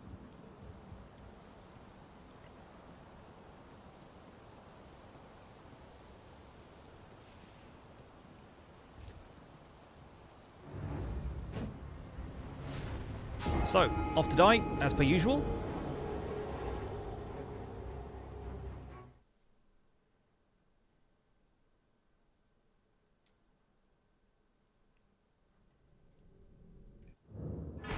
And here we are, Stranded Graveyard. So, yeah, we're going to probably go get the Morning Star. Go beat Greyoll.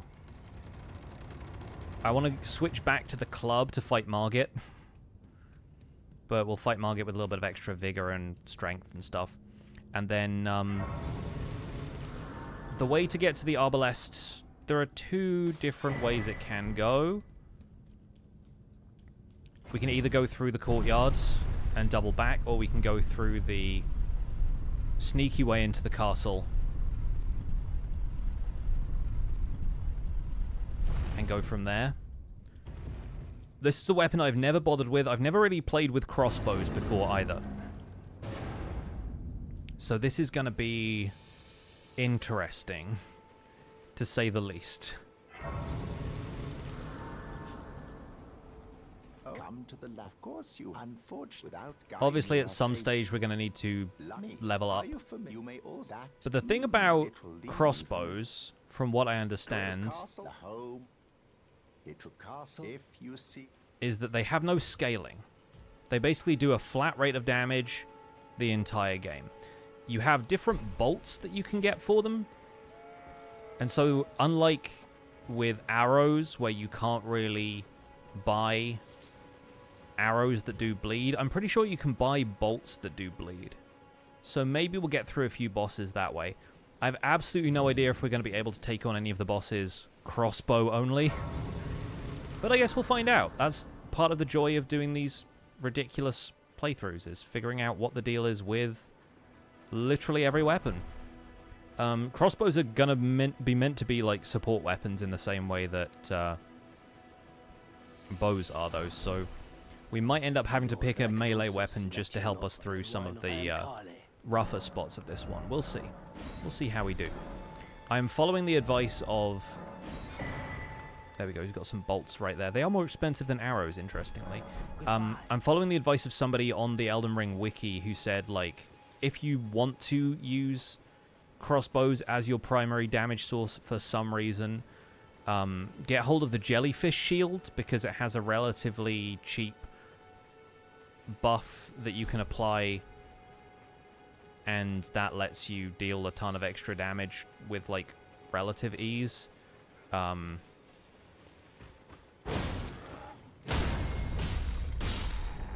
we go, just hit him with a club. We got some bolts, there you go. It is already we are hashtag Arbalest. Elden Ring on a rainy day is nice. How come you always miss the Minecraft? I've been starting Minecraft earlier, so that's probably my fault, Koi Fish. But as always, the VODs will be up on Pixel VODs.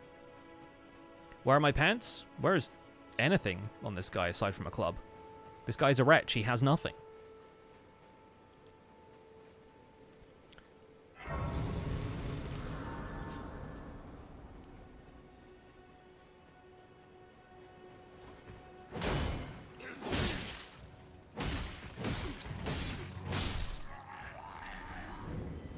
I'm going to get the map before I talk to Melina.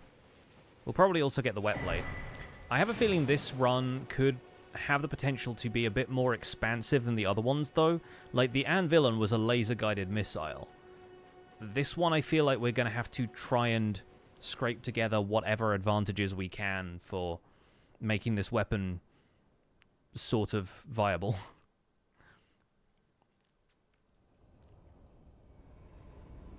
How do you italics that? In Twitch chat, if you type /me, it puts the rest of the message in italics because it's like an action thing from like old school chat room days. Greetings. Hi, Melina. Have you heard of the I've got a freedom spectral set of clothes on. They serve but you. Oh, and now they're gone. Turning to aid you. You need own to the foot. Then it set summon me. I bequeath. That guy's got a snake shield. Use it. It will sound torrent. Treat him with. Alright, no turning runes to strength, because I need more runes than that, even though we have very few right now. We will get this on the pouch. We will keep the Memory of Grace on here just because of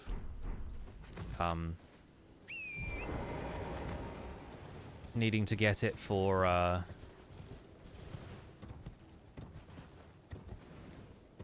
Radagon's Source Seal. Just going to ride down here into the cellar. Don't mind me.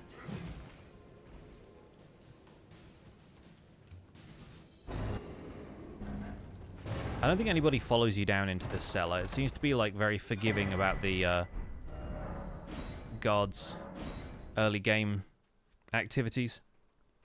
Ghost clothes gone. I know. It would be kind of cool to get like a completely ghostly set of armor in this.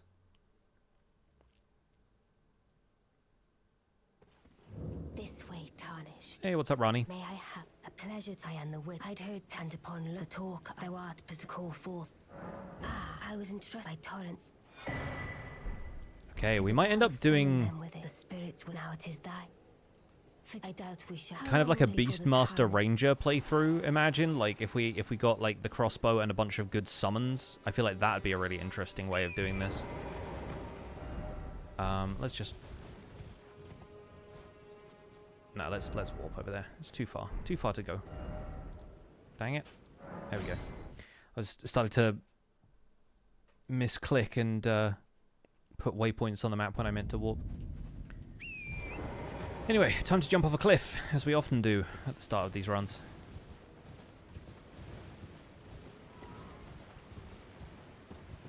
Yeah, I have a feeling that one of these days it would involve gathering all of the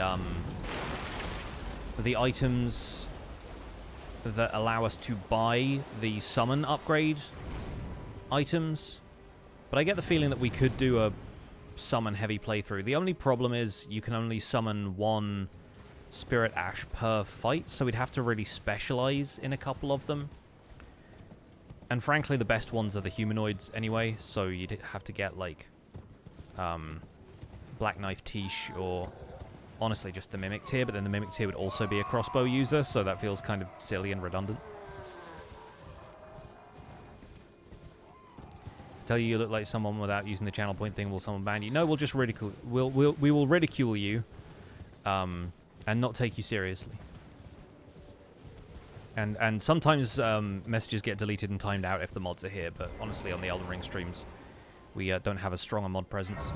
I know Ginger wanted to go and rest, which is entirely fine after the Minecraft stuff. The two skeletons that rares are good. Yeah, there's a few of those that are surprisingly good. Great Shield Soldiers are also really good. They're very tanky. I think that's the one you get from the Glovewort Gatherers in Nokron.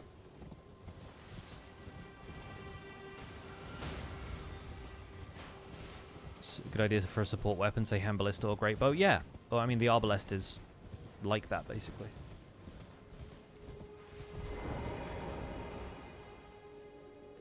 Ginger's gone, time to misbehave. I mean, I'll still ban people if you misbehave. I still control this chat. But I know you guys, you're all chill. Well, most of you.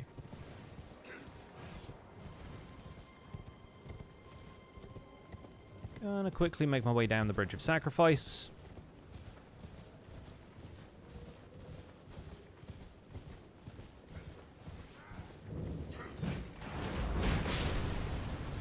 The Bridge of Sacrificing those guys specifically. That's our first smithing stones taken care of.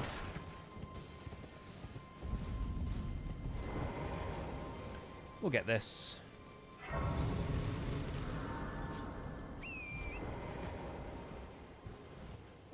Chill until I make Lee play Viking game again.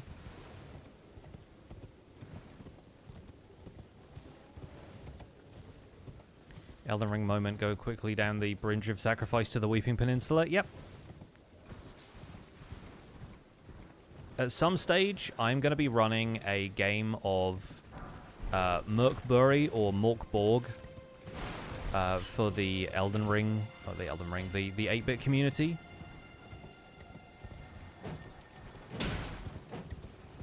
And I feel like, aside from the fact that some people are developing specifically Dark Souls-inspired TTRPGs, it does feel like the most Dark Souls TTRPG. Because a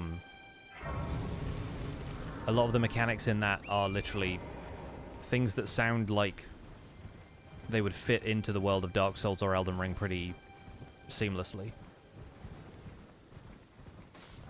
A place called the Weeping Peninsula would not be too far off. There is a location called the Valley of Unfortunate Undead. There was a Dark Souls tabletop card game thing. Oh yeah, yeah, and there's been like there's an official Elden Ring board game, I think. Like, I don't know at all how it plays, and it's kind of like expensive, I think, if you want to buy it, but it exists. Like, an officially licensed Elden Ring board game is out there. Alright, we have that now. Let's go and get the other golden seed. You missed the ending for the Anvil? You did, but don't worry, the VOD will be up after this, and honestly, like, the way Twitch VODs work, you could go back and watch it now. You can just go back to the previous videos tab, and I do that sometimes when I've missed something on stream. I go back to, like, the VOD as it's being live recorded, and as long as somebody doesn't reserve their VODs for publishing after the fact, then you can go back and watch a bit of the stream that happened, like, a few minutes ago if you want to.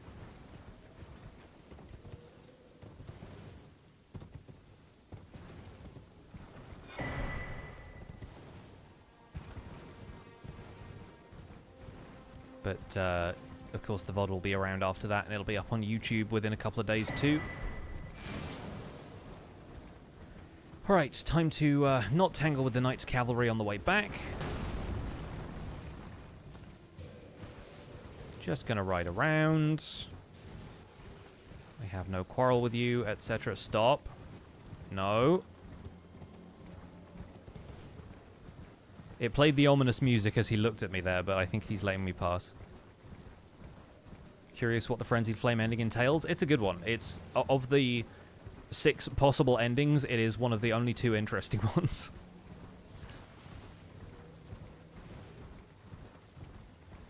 I do wish they'd had time to make everything slightly different.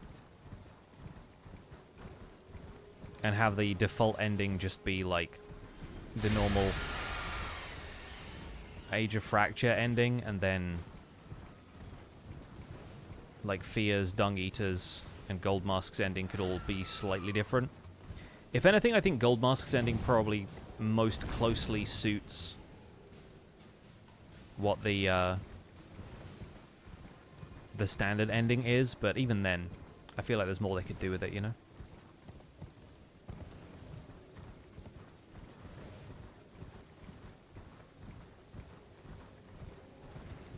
Frenzied Flame gave you homebrew ideas. That's what we like to hear.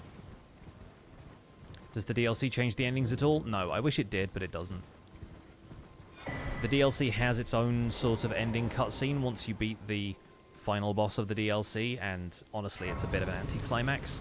But it's all about the journey with these games, as usual. Like, it's a really solid DLC in a lot of ways. There are some areas where it felt kind of like it wasn't as fleshed out as the base game, but in terms of like a couple of really cool boss fights, a couple of really feature-rich areas, it really shines. It doesn't quite have the base game's density of like dungeons and things to find, but the environment design is still top-notch. A lot of the boss fights are really cool. There's some great weapons. Really, I'm all about the weapons at this stage. That's how I've chosen to experience this game, is by using all of the weapons, so...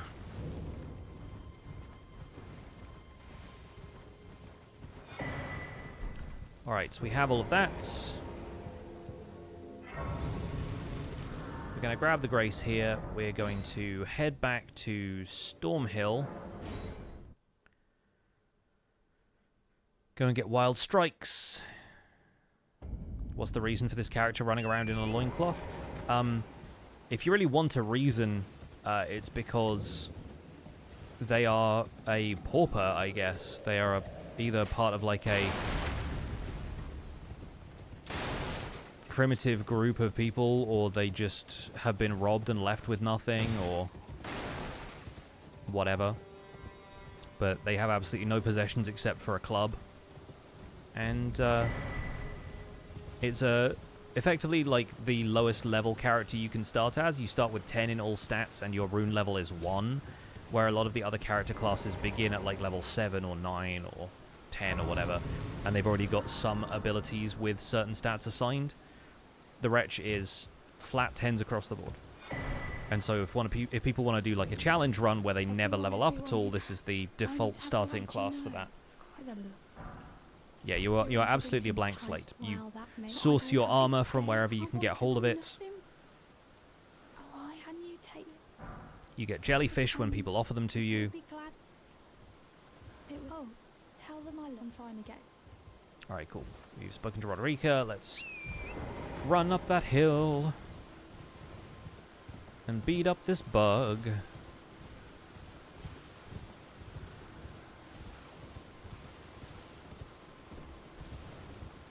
There are, I'll be honest with you folks, a couple of things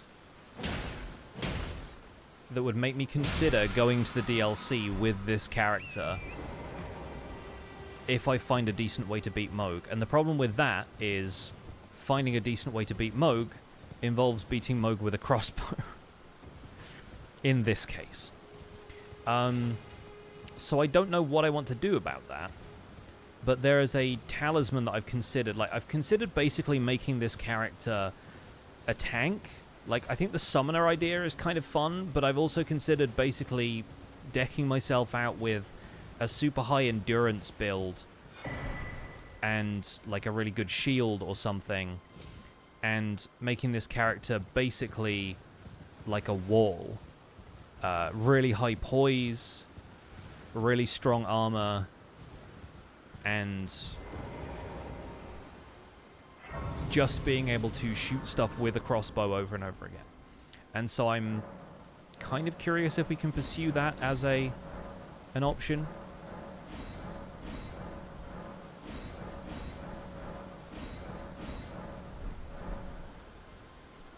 But maybe we'll consider that another time.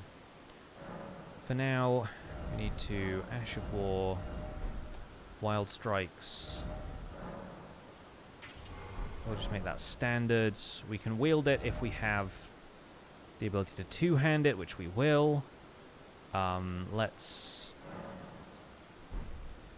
continue this way. Let's go do Tibia Mariner, because I think Tibia Mariner we can still do with like a level 1 club. That's a boss fight I am comfortable doing with a level 1 club.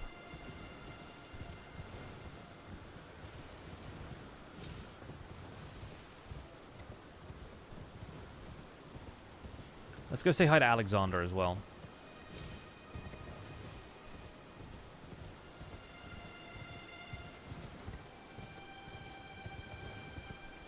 If only you could get Havel the Rock's armor. I don't know who that is, but sure. Hello? I was thinking, Greathorn Tragoth's armor, maybe? Just give, and I'll pop. Don't dally. Give it your all.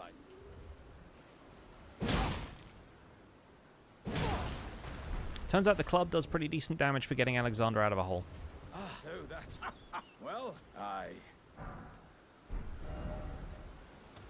Once again, I and beyond upon this. I'd heard doesn't. All right. We'll go say hi to him at Gale Tunnel later on, probably. What a lad. He's a good lad. The Anvillain killed him, but Only after he'd made himself useful. Havel the Rock was an NPC from Dark Souls, nicknamed the Rock because his armor was made of stone. Well, that makes sense.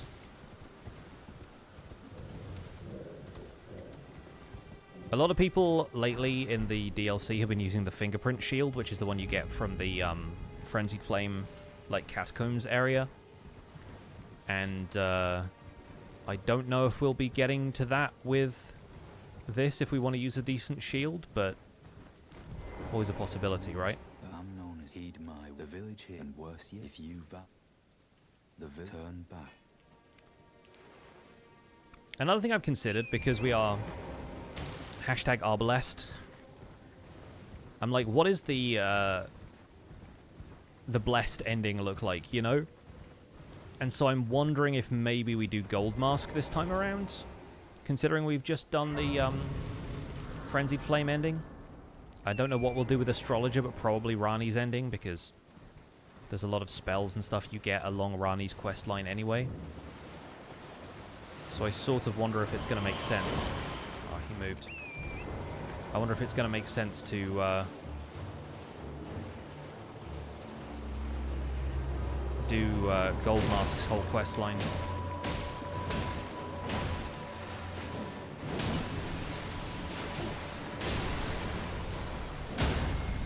Again, the best thing about this boss is that it consistently, absolutely kills the ads.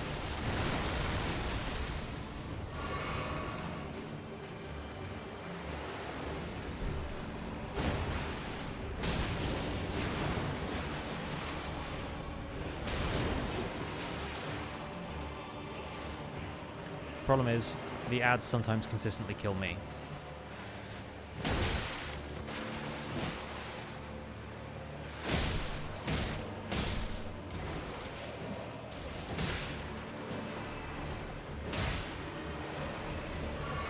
He's coming this way now, so that's fine.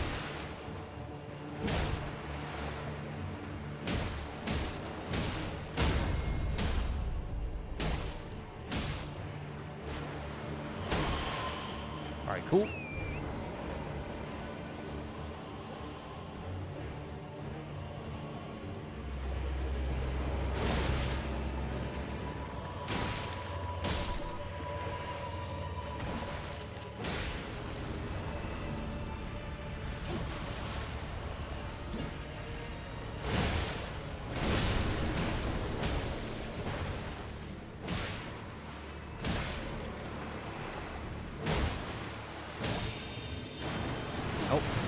He was going to help me out anyway.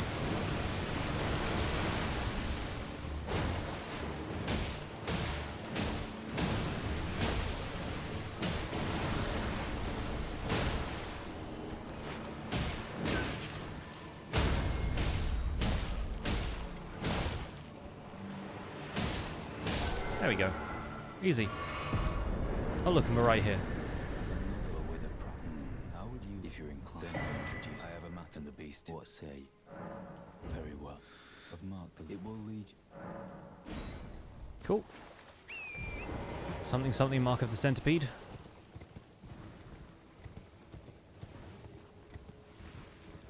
Back here where these birds are is our path down. Let's go say hi to Kenneth because we'll be needing the Dectus medallion sooner or later anyway. This is the first crossbow, it is, yes. I have no idea how this is going to go. Genuinely, never really used crossbows for much.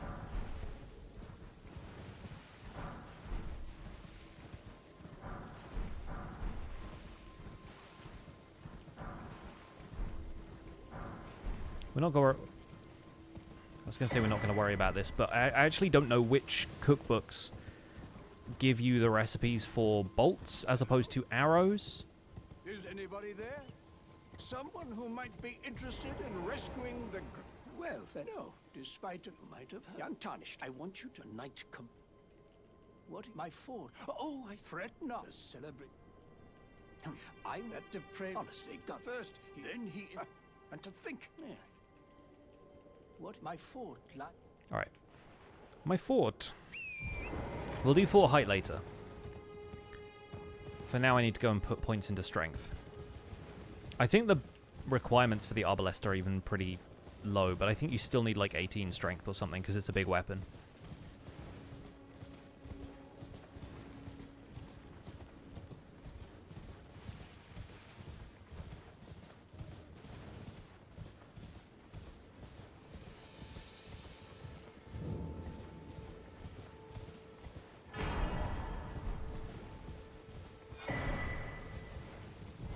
Oh, okay. Certain merchants have unlimited bolt stock. Yeah, I know. I'll be going to get them later, but in terms of like crafting specific ones, I don't know if there's like some that we have to get a certain way.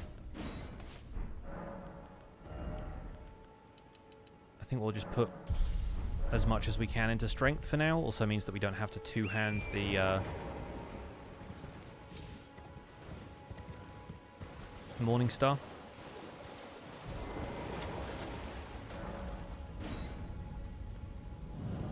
What about using Rabath's Great Bolt, except that doesn't work on regular crossbows? Don't know what that is, because, again, I've never used a crossbow before. So, if you want to enlighten me, feel free.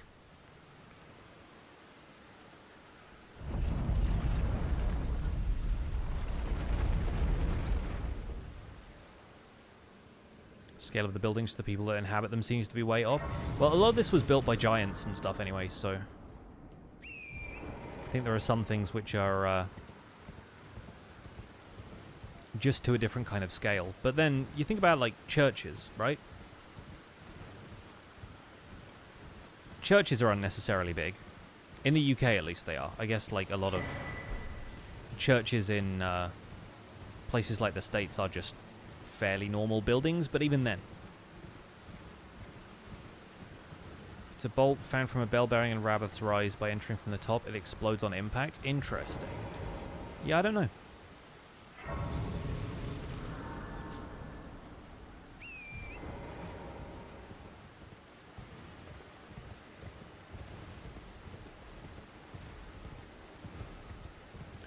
I'll tell you what, we've only got one gold pickled Foulfoot so far. So once we get to Fort Faroth, we might have to double back and get the other one. I wish I knew the locations of more of them. I know there's one in Shifra River, and I know there's a couple here and there that I probably go past on some of these runs, but I know about the one behind Fringefolk Hero's Grave on the beach, and I know about the one that's by the soldiers near Waypoint Ruins, and those are the two I always end up getting.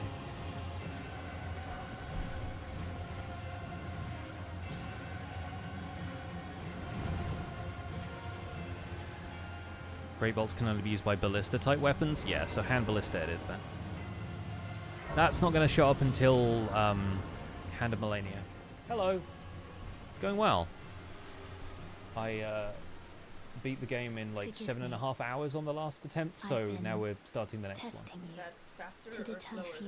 one. It's normally like, I mean, my first playthrough of this game was 130 hours. Oh gosh, okay. So we're doing alright. We're doing alright these days. I got an email from Luke, by the way, asking if he can come in on Monday because the paint is taking a bit to dry and he wants to like make sure some more stuff is done. And if we order the handles, then maybe that gives them more time to arrive. Okay. So, yeah, I said that was fine because I can't say no, really, but yeah, it'll be on Monday. On Monday. Yeah. And we'll be in because I'll be recording the podcast, and he said between 2 and 4 is most likely to just be like touch-ups and painting, so that should be okay. And that means we can do more with our Friday if we want to. Yeah. Chat says hi. It's really warm in here as well. It is really warm in here. Yeah. What are you up to? Huh? What are you up to? Just chilling, relaxing, wearing a cool shirt. You seen the shirt? It's a cool shirt. When I am streaming, I'll wear the shirt occasionally. Eventually I won't go back.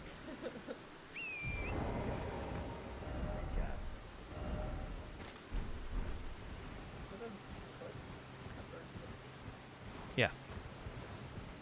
Oh, I feel a gentle breeze. I think there's a bit more airflow now you've opened the door.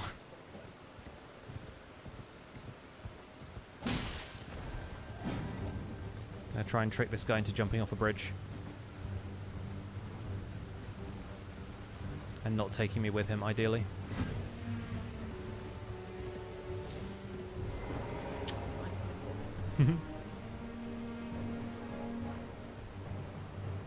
He did not take the bait. I love you.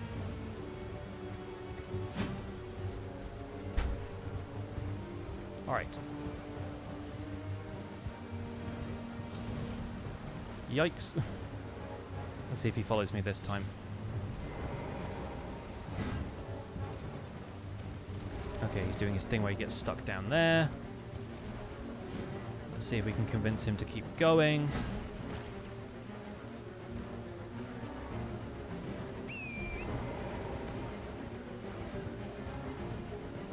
Go on, go on.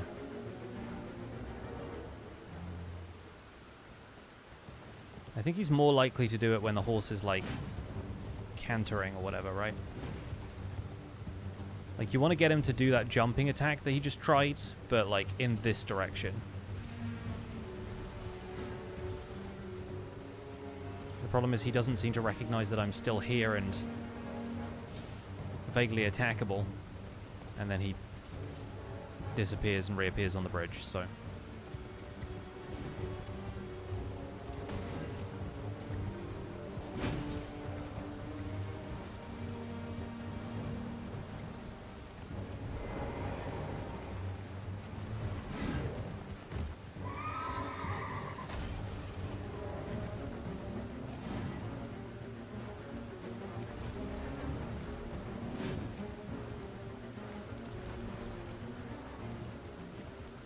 Go on, do it for us. Do it for Twitch chat.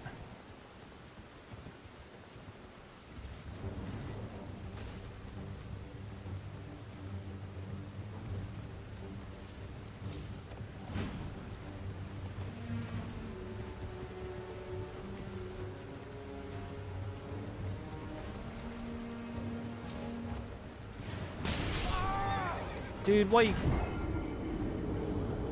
gotta be like this? At least this time it doesn't feel like we're on a time limit. We can goof around here. One of these days I'll work out how to get this trick more consistent as well. But I feel like I'm doing everything I need to be doing.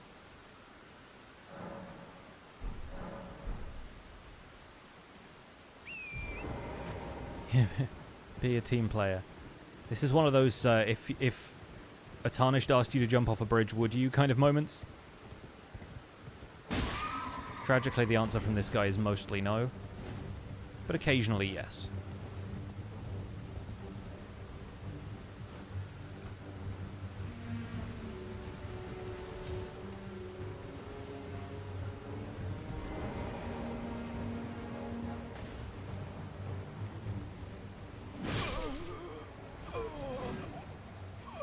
I mean, it would be even more insulting if he, like, jumped off and died now, right? Doesn't even give me the chance to use the gold pickled foulfoot.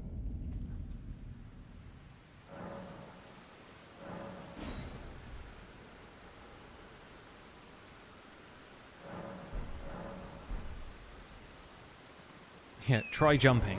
That's the message I would leave for him.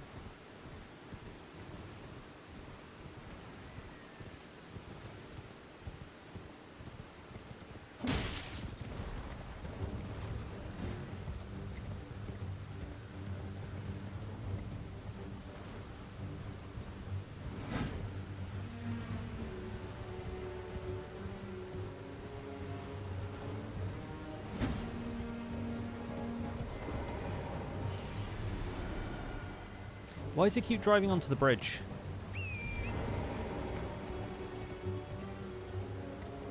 What's going on here? What kind of game are you playing, huh?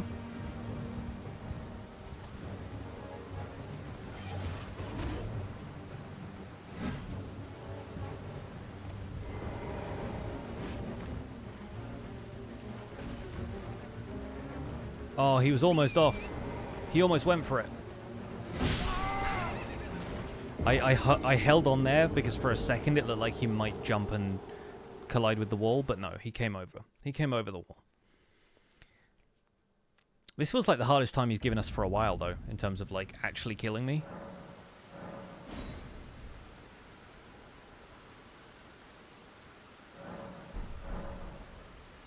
We'll give it a couple more tries. Yeah, he knows. He definitely knows. This is the most cheesed boss aside from Greyoll.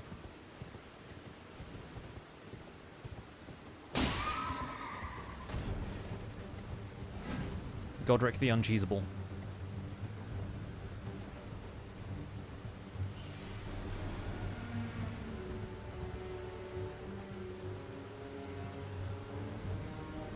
He just run through the poison, just casually. Oh, and then he disappeared. Cool.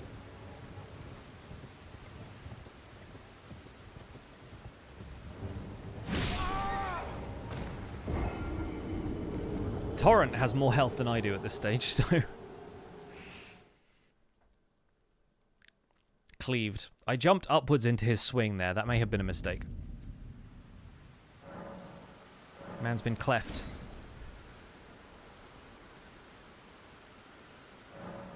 Get Clave. Maybe I should have told Melna I'd go to Round Table Hold.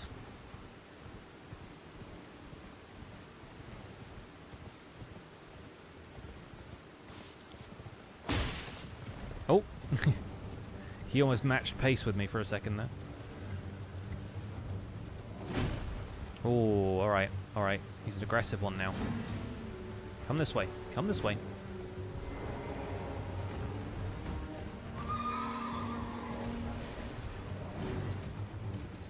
Go on.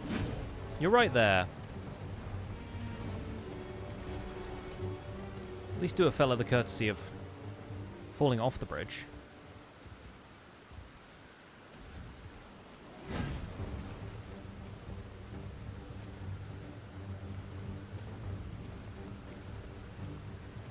I'm on the vase now. What you gonna do about it, bud? I don't have anything to throw at him, even.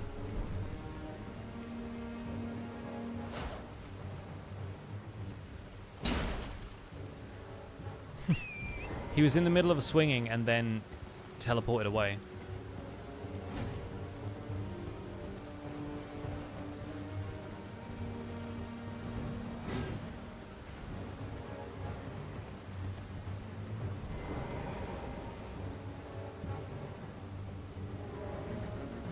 Where is he? Oh, he's there. Keep going.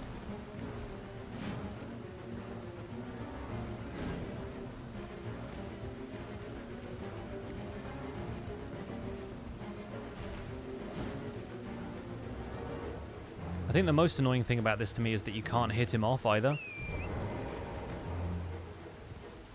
Like, nothing you've got deals significant enough knockback damage to a horse that it will actually make a dent.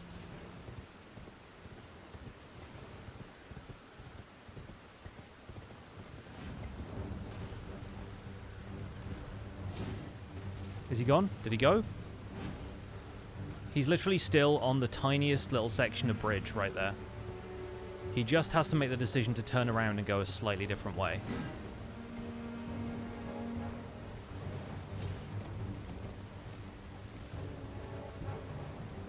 But the problem is he's not going to do that. Oh, no, he did. Okay, fair enough. We'll save the gold pickle for Greyoll, because I wasn't ready to use it.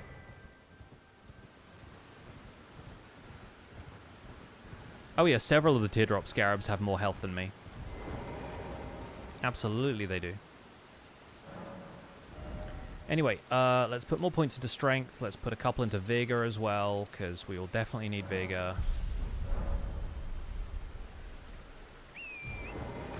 $820 will be enough to get us a good handful of bolts.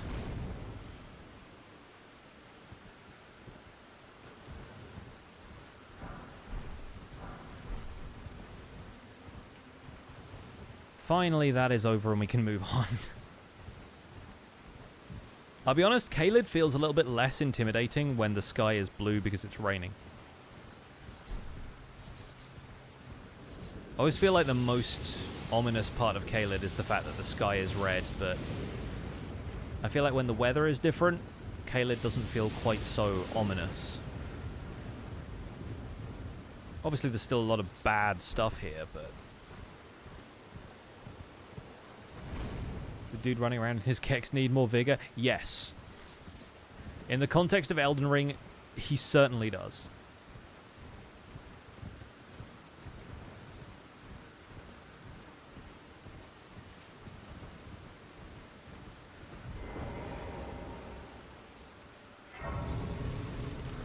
Okay, now we have this. We're going to quickly go back to Kale. We don't need another gold pickle Foulfoot, so that's fine, but we will buy some bolts just to shed ourselves of these excess runes. And because we will need bolts sooner or later anyway. Well, you're... So we'll get 20 of those. We'll get an arrow. Goodbye. And now we have 8 runes so that we can happily lose those in Fort Faroth without a care in the world. What weapons have I completed so far? The first 9. So we have Academy Glintstone Staff, Alabaster Lord's Sword, Albinoric Bow, Albinoric Staff, Ancient Meteoric Ore Great Swords, Ansbach's Bow, Antspur Rapier, Anvil Hammer, I think is the 8. Am I missing one? If you go to the Elden Ring wiki, there is a list called the Weapon Comparison Table that you can sort into alphabetical order, and it tells you all 408 weapons in the game and the DLC. There's 308 in the base game, 100 in the DLC. So the first 8 in alphabetical order.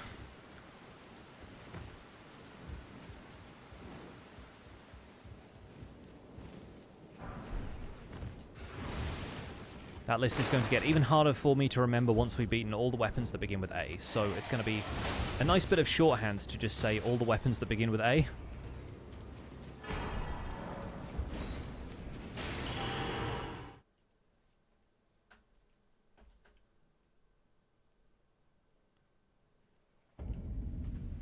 But now we will take out Greyoll. There's several other people also doing the same thing. But I have the advantage of Wild Strikes, which is a completely busted Ash of War on bleed weapons when your target is a dragon that just sits here doing nothing.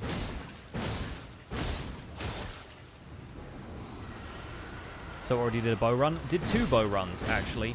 And the problem is, bows scale based on your character's stats, which crossbows apparently don't. So I'm really not sure what to do with this other than apply a lot of consumable buffs and hope.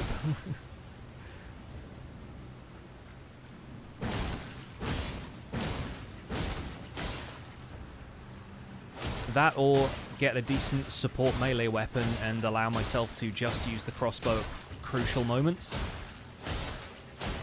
Because part of my rules for the challenge is that the weapon that we're currently working on should be the star of the show, but is not necessarily the only weapon we're allowed to use.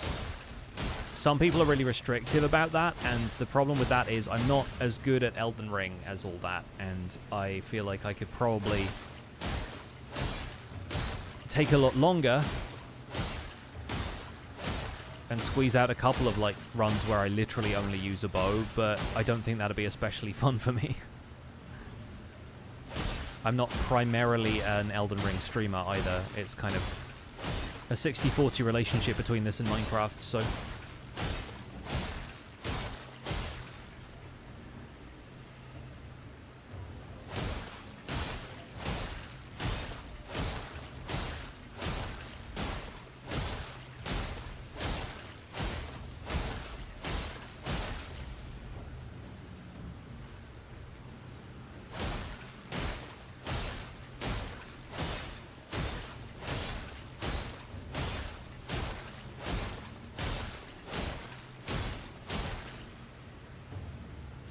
Try to keep your weapon playthrough out when you're doing a run, especially during boss fight. Yeah, your playthrough weapon, yeah. So you kind of keep it... You're not two-handing a different weapon or something. Like, keeping it equipped is a big part of feeling like it's there, you know?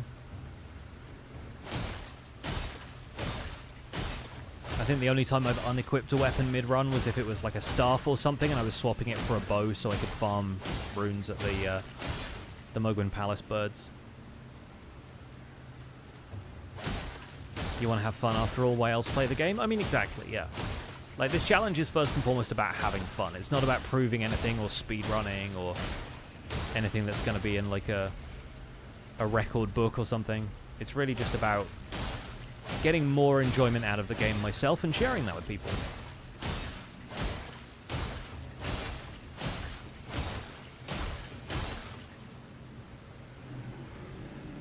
That conveniently happened right at the end of that combo.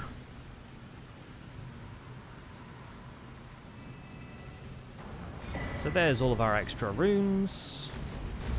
Bunch of extra dragon hearts too. Like, if we wanted to, we could make this a dragon incantation run, but then I'd just end up spamming dragon incantations. Let me quickly check the requirements for the Arbalest, just so I don't completely screw myself over.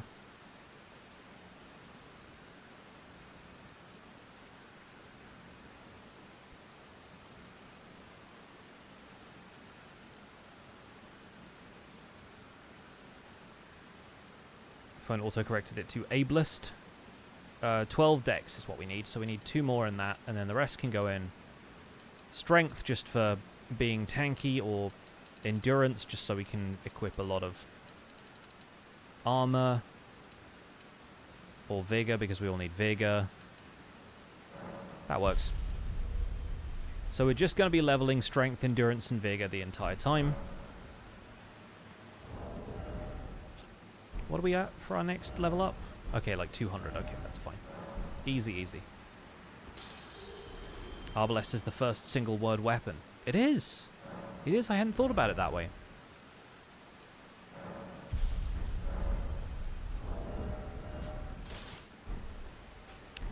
Okay, let's go and fight Margit.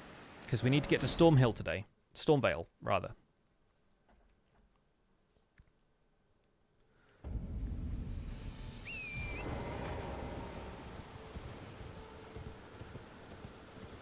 $30 runes to our name. I think there are probably crossbows and stuff that we can buy at the round table hold or acquire sooner, so if it felt like we wanted to beat every boss with a crossbow in the spirit of the Arbalest, then we could try that, but frankly I'm more interested in just going here and getting it since it's still so early in the game.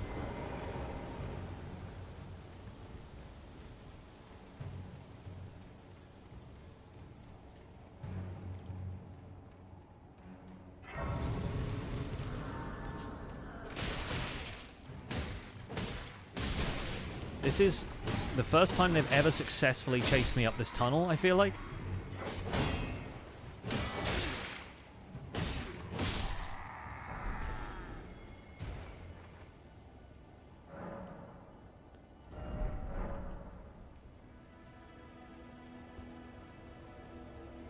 I tell you what, if we're going to be a summoner, let's at least get, like, the wolves on deck. We could bring Roger in, but I'm pretty certain that the summons on the outside of an arena make the boss more difficult, like summoning a player does. Like, they increase their poise damage and health pool. Summon some trousers? Maybe later. Emboldened by the flame of ambition.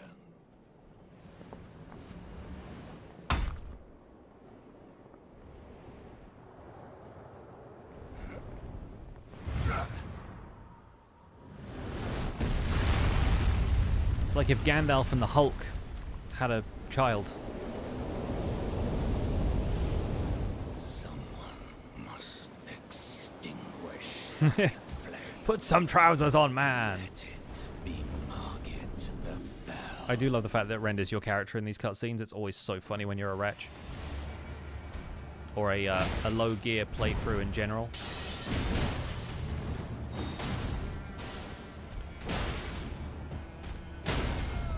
Figured I would get the stagger there, so I took a chance, and I was rewarded for taking a chance.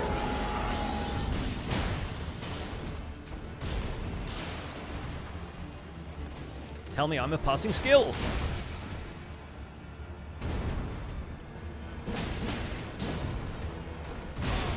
I forgot Barbaric Roar changes the moveset. Thou art of passing skill. Thank you. Warrior blood must truly run in thy veins. Tarnished. I was thinking Treebeard, not Gandalf. Well, Treebeard's pretty good too, actually, yeah. If you want to pick Lord of the Rings characters for it, you could choose worse. Oh. Well, at least I got the heal off.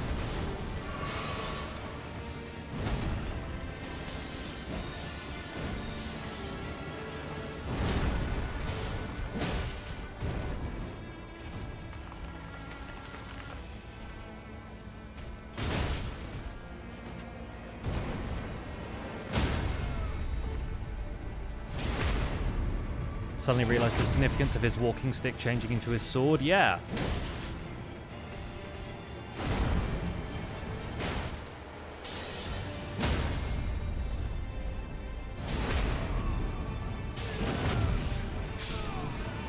So there we go. We just beaten Margit with an unleveled weapon that we get at the start of the game. It's possible to do that without leveling up at all, of course, but I am a coward in that respect, and I will level up when I get the opportunity.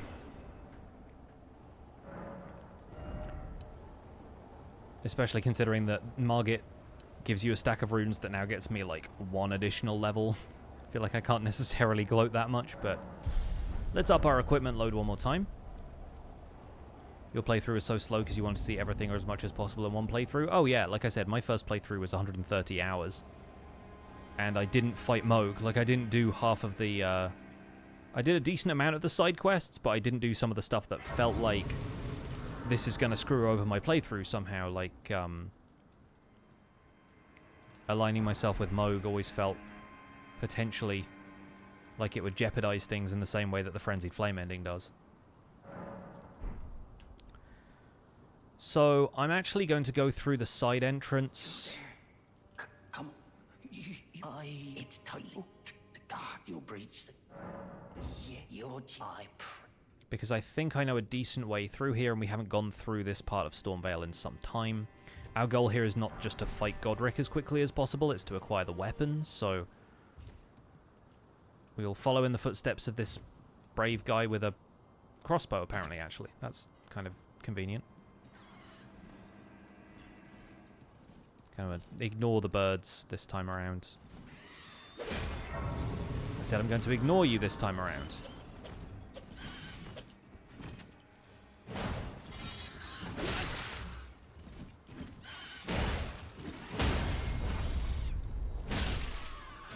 Club this bird.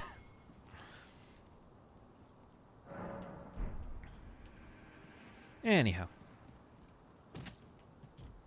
Wish you could get his golden carrion weapons too.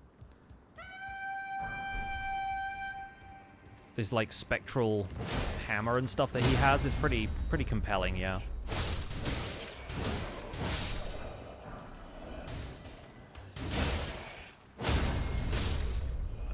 Oh, I just realized we have to fight a banished knight.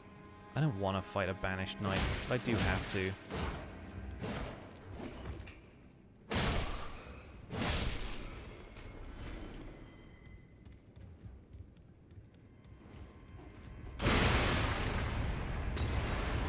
Welcome back to Prank Castle, everyone.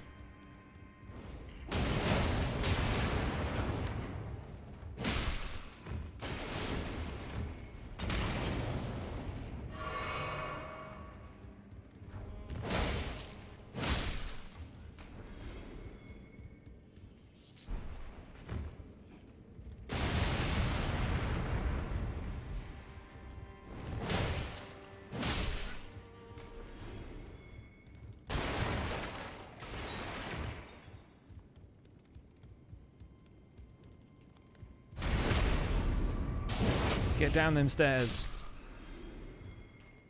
Alright, we'll do this.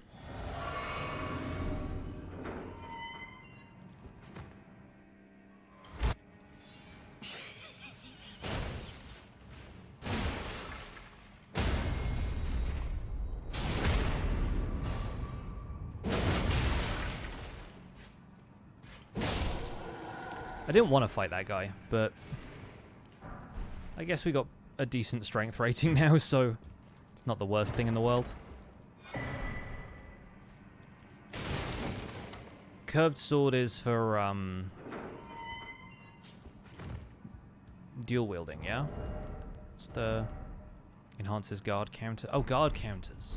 I should really get into guard counters, but then this probably wouldn't be the weapon to do it, considering we're using a crossbow.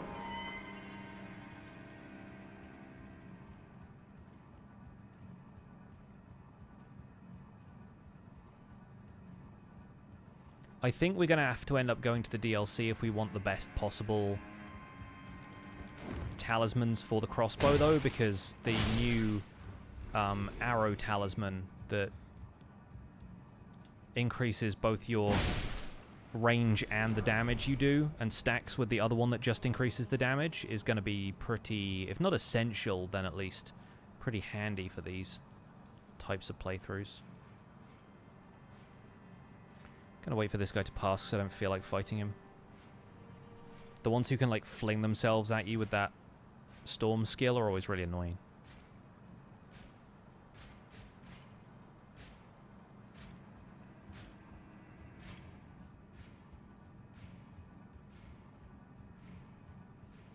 So we're gonna go up here. Grab this.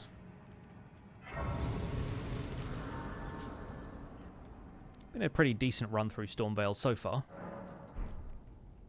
Still haven't been to Round Table Hold. Oops. Should probably do that at some stage. Anyway, let's jump off this roof again.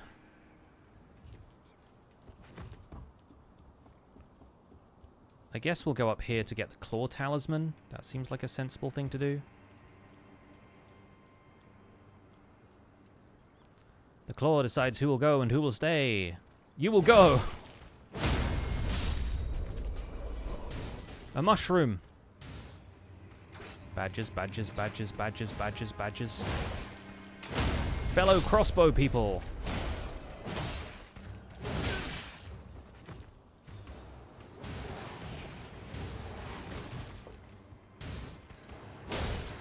Like how these guys are all just preparing you for Godric's moveset. It's another thing I like about video game design and stuff like that in general. The way they teach you certain things about what's coming up next, like an area like Stormveil prepares you for the challenge of its final boss.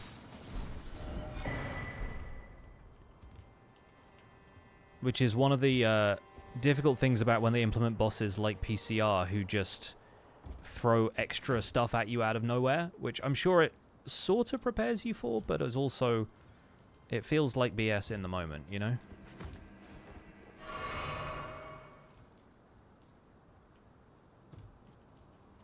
Gonna ignore these two, because again, I don't feel like fighting the pikemen.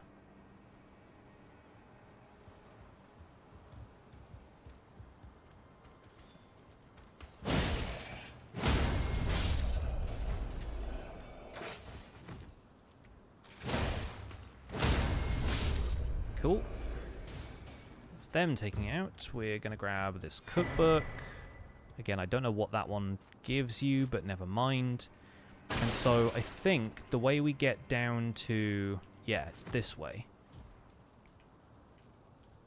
We've got to take out these two guys.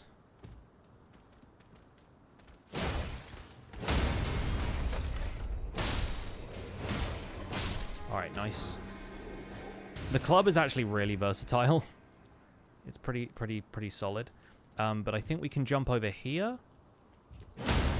Take out this guy. And then roll away from all of the other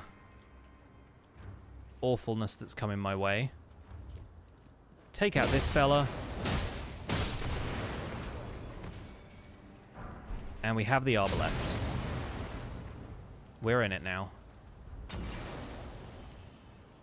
Unfortunately, where I am right here, I can't warp out. The guards are aggroed on me, so... guess we got to find our way back through the courtyards. At least now we've taken out the two crossbows who are going to fire the explosive bolts at us, though, so... I guess we'll continue doing this like we've just come through the main gate.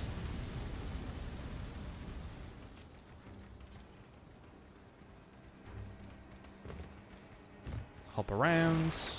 Avoid the Omen. Probably get the left side chamber grace.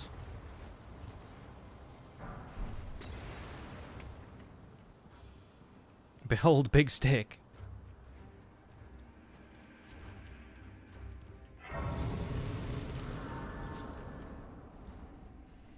And now, friends, we can equip the Arbalest. Physical 69. Nice. And we have some bolts. We also have some Lord Sworn bolts, which do slightly more damage, I guess. We need to go and buy some more bolts.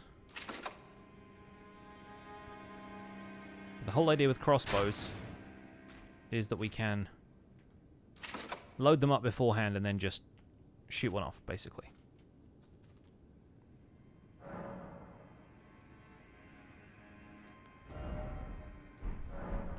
But the question is, do we want to, like, main hand the crossbow? Does it feel better doing that? And then left hand the club? I'm like, what do we do now? This is the bit that I'm not sure about.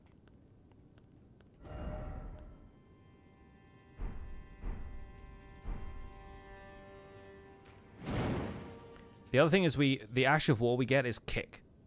That's it. It's just kick. I need guidance, Melina. What do I do? Very well. Let my hand rest upon you for but a moment. I feel like the cool thing about hashtag Arbalest's hair is that it's a sort of strawberry blonde kind of vibe in a similar way to what Melina's is. I feel like they could be siblings, related somehow. Anyway, let's say hi to the Round Table Hold crew, since I don't really know which direction we're going to go with the build here. You, the house, remember you. There's nothing. There's nothing. Well, the honor of... By the way, We're probably going to do a fair amount of interactions with Dialos, considering that one of the things I want to do is get the Bull Goat set, and... you haven't gone to... Well, just as long... Oh, welcome to... I teach and explore... we have to do the Volcano Manor side quests in order to get the Bull Goat set. Most you are... Well... You may let down your guard, says the man in all the armor. Yes. Yeah, I don't know. Maybe we could take this in a faith direction, just because of the name, the Arbalest name. But like, I don't know, man. I don't know.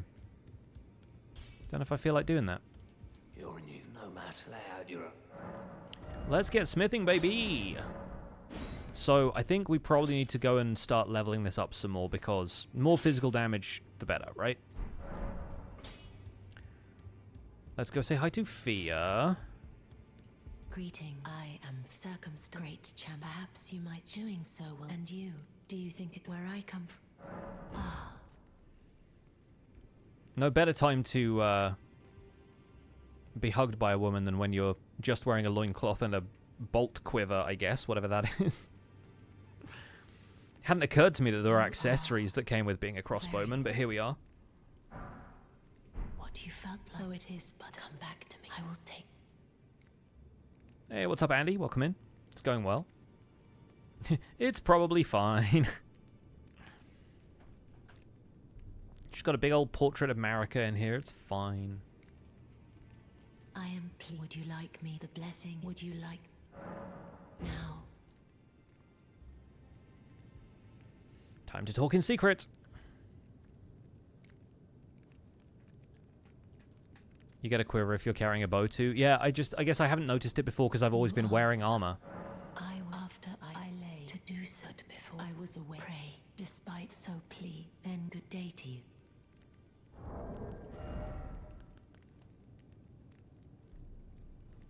Let me get up so I can use this.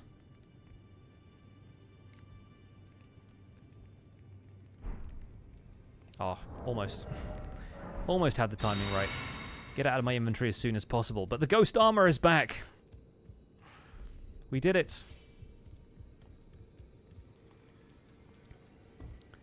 So if we wanted to do a bit more of that, we could always go and like meet Roger and everything. Let's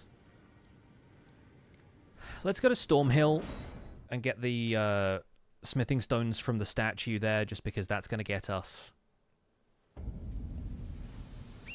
a smithing stone 2 as well.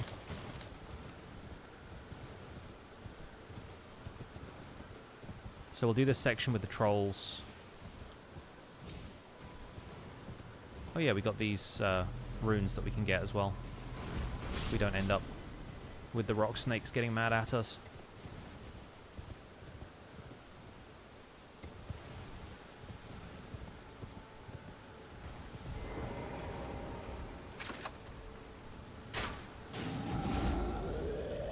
I think he was going to get mad at me regardless, but...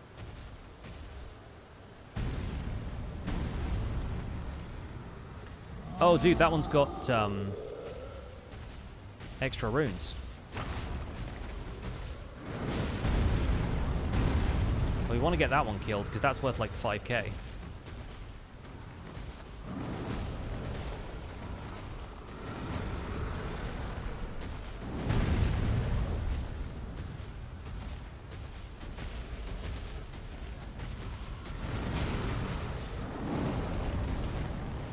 We can get them to hit each other even better.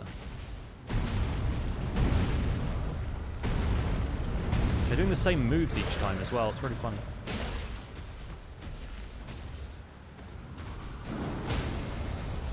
He stunned the other one. Amazing.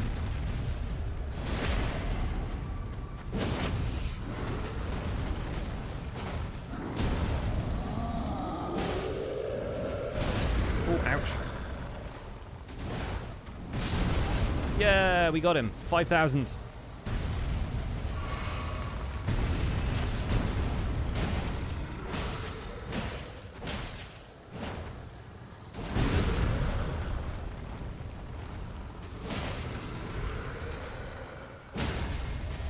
Take his legs out.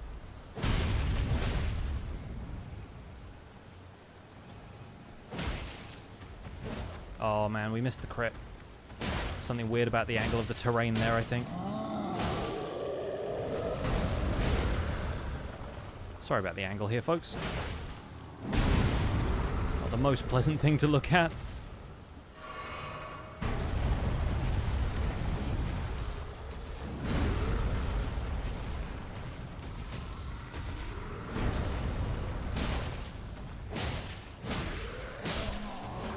Alright. We did it. Anyway, now we should have enough to... Yeah, we got enough to level the Arbalest up.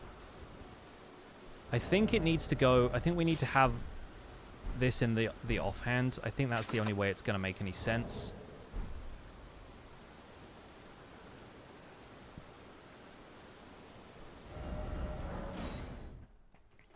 If we wanted pleasant things to look at, we wouldn't watch Elden Ring streams. I mean, this game is very pleasant to look at in a lot of ways, but I agree it's not the prettiest in others.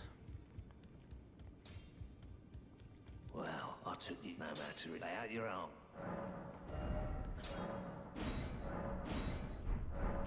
Okay, so now I think we probably need, yeah, another 1,000 runes to level up.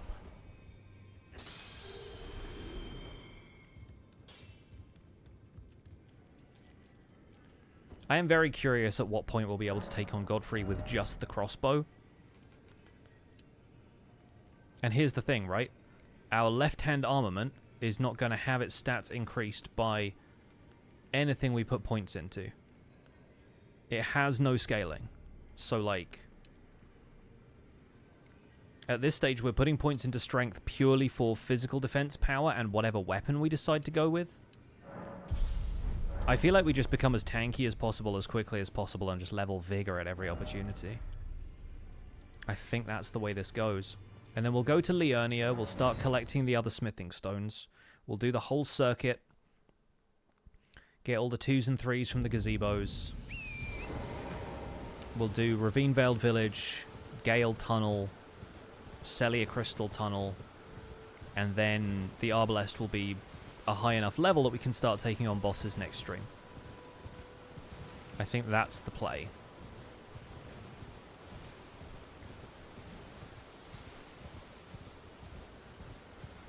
Of course, we have to fight Godric so that we can get access to Mohgwyn Palace, or Renala. We could fight Renala.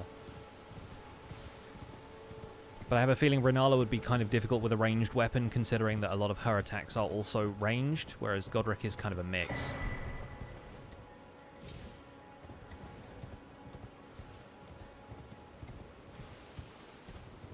I have no idea how if or how we're going to beat Moog with a crossbow. Unless we manage to get it to plus 25 before we do it, and even then, we'll have to have a pretty robust build.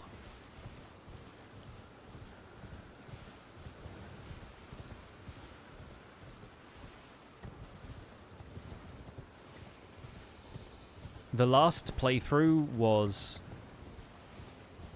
the lowest level and the fastest completion time. I get the sense that this playthrough is not going to be the slowest completion time, but it's probably going to be the highest level. Just because of all of the extra stuff I'm going to have to put into vigor and endurance and everything to really have a build that can stand up to some of the late game stuff with just a crossbow.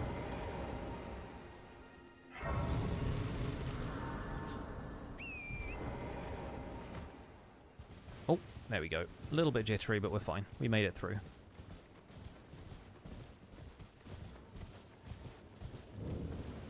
The thing is, right, there are so many options we could go with where the crossbow just becomes a support weapon. We could do a crossbow and spells, but I feel like we'd end up using spells because they were better. We could use, you know, crossbow and a big strength weapon, but then the big strength weapon is going to take center stage. We've got something to prove here, and what we need to prove is that we can shoot stuff with a crossbow until it dies.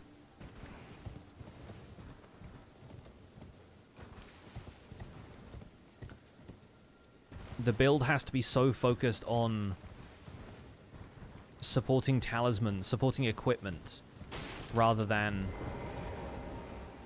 additional damage options, you know? And maybe, yeah, summons. You're surprised no matter. Why don't... Oh, don't ask. Oh yeah, okay, we can buy a lantern from this guy. Might do that just because it's kind of nice to have a lantern, to be honest. And we'll put that here now that we're done with the Memory of Grace.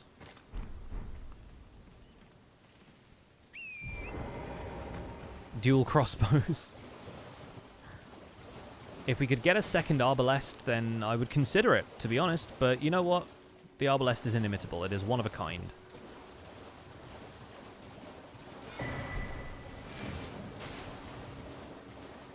Take Sharpshooter as a feat, yeah. My Minnesota Toz build. The Arbalest is a an elf ranger's weapon. Always think it's really funny that it doesn't despawn the projectiles when the enemies lose aggro here. They just kind of harmlessly sail overhead and then loop back around and try and hit you again.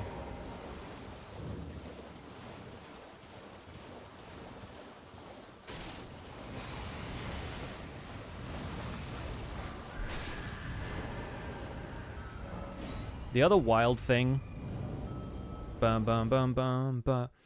is that we're...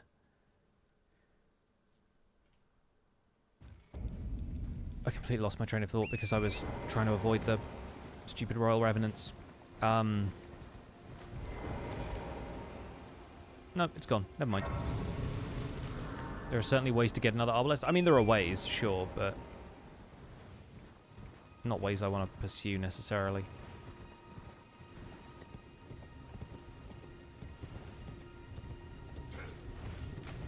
Like, have somebody else log in with another Arbalest.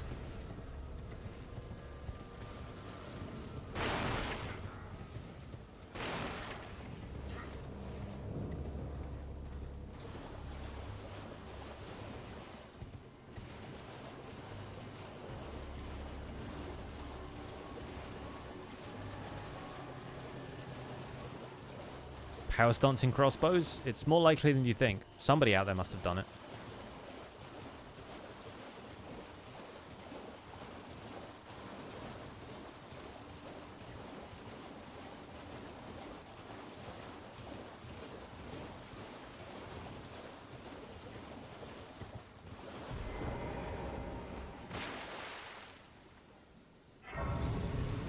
I need to get some armor. Like, the other thing here is I need a decent set of armor.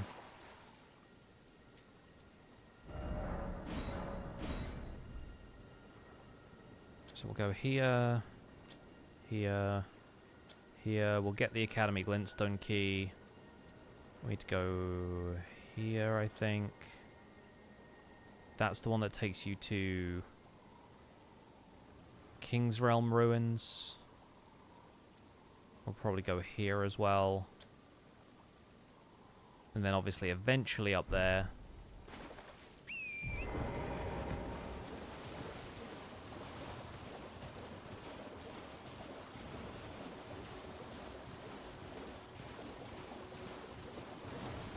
Oh god, the lobsters!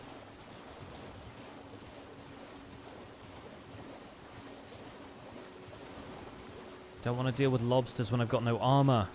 Don't want to deal with lobsters at all, generally.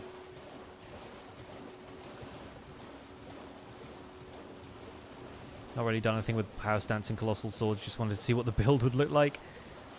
Very heavy on endurance, I imagine.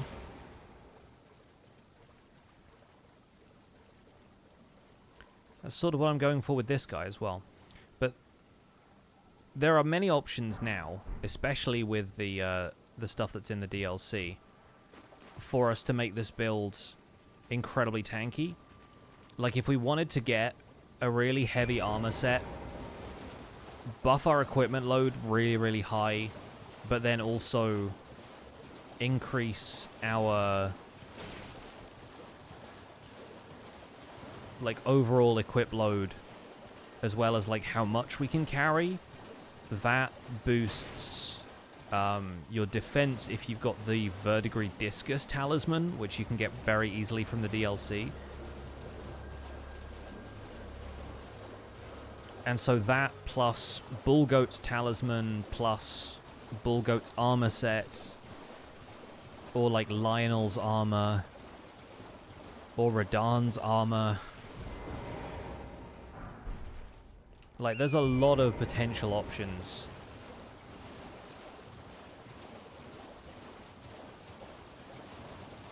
That we could, like, pretty much crush stuff with.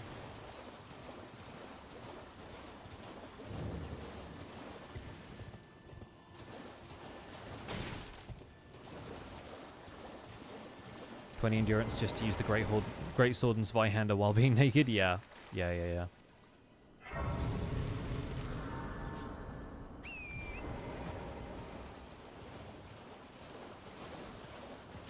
Imagine if I summoned somebody and tried to fight this dragon and all I had was a crossbow and a club. To be fair, I imagine that there are people who do level 1 runs who summon stuff like that all the time, and they're just after somebody to help, but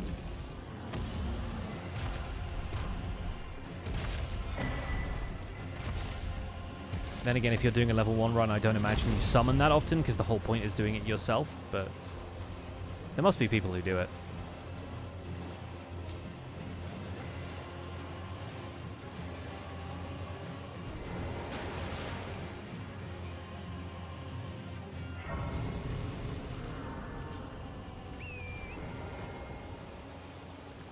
Dragon's not following us anymore. This is the spot we wanted. Grab more Smithing Stone 3s.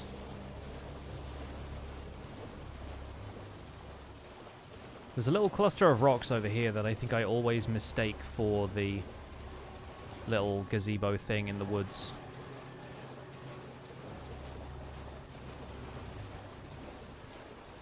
Haven't tried a rune level 1. When I did soul level 1 in Dark Souls 3, I did no summons. Yeah, that makes sense.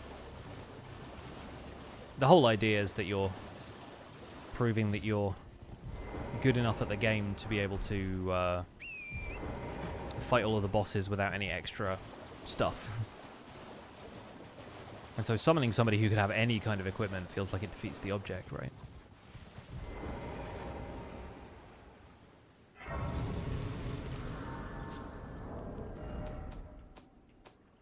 Oh, we have a Sacred Tear, of course, from Church of Earth. I was forgetting.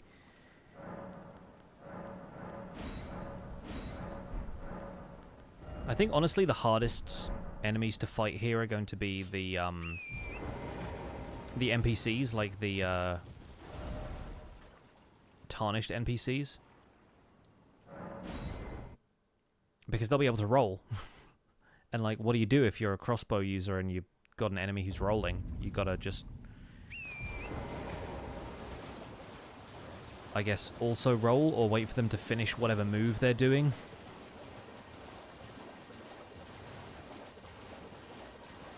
Suddenly, lobsters.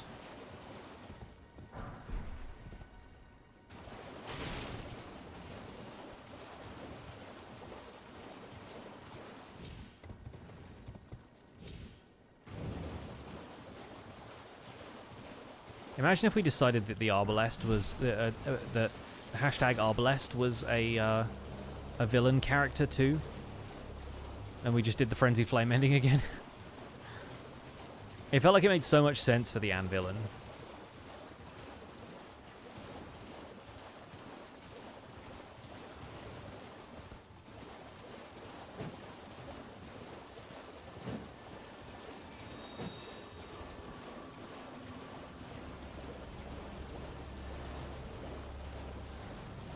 Hashtag Arbalest seems like a chaotic neutral. See, I'm thinking, if anything, he's heroic. Didn't start with the hero, like, character class, but definitely feels like a heroic character.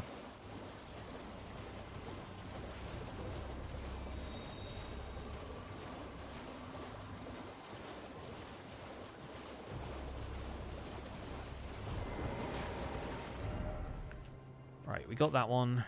I think we're going to go and do Raya Lucaria Crystal Tunnel, because I know I can do this dungeon relatively quickly. We get a bunch more smithing stones from there.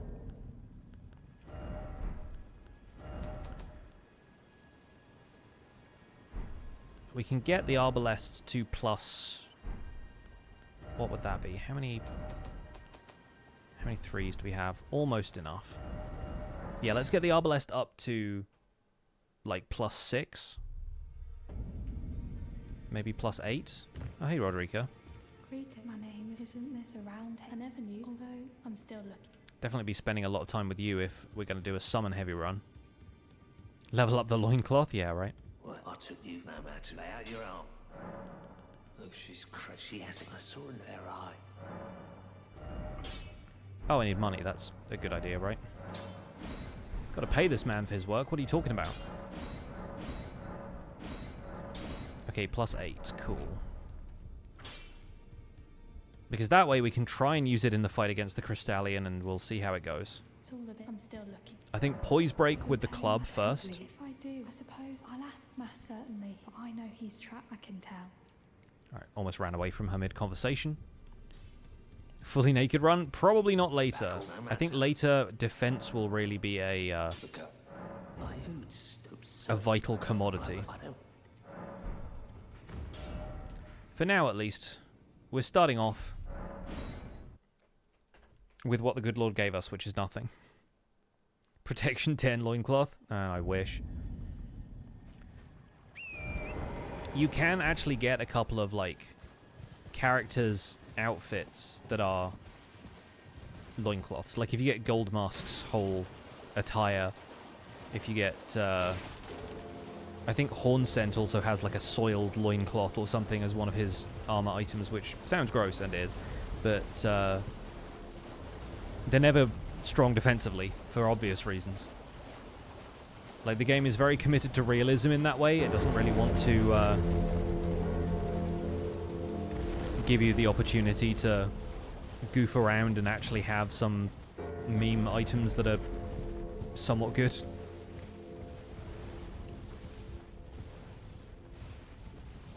There we go. Knew it was around here somewhere. Yes, soiled. A soiled loincloth. Doesn't that sound appealing? Oh yeah, just crystal clusters. We don't really need those. One of the other ridiculous options that would make this even more challenging for me would be to make this a weapon where we focus on consumables. Like, make this whole run about the crossbow and also, you know, throwing knives and all of the other garbage.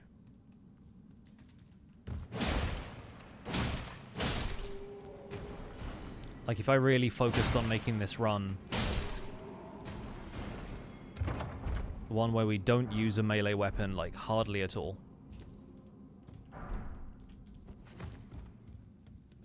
But I don't really feel like doing that yet. Your character's wearing the Curseblade loincloth because running around wearing barely anything and hunting down bosses is funny, and you're way too overleveled for New Game Plus right now. That's fair.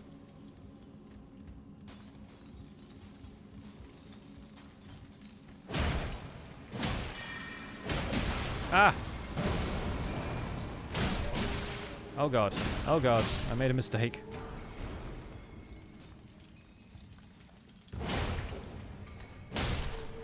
I thought I was going to two-shot a guy. Turns out he had one more left in him.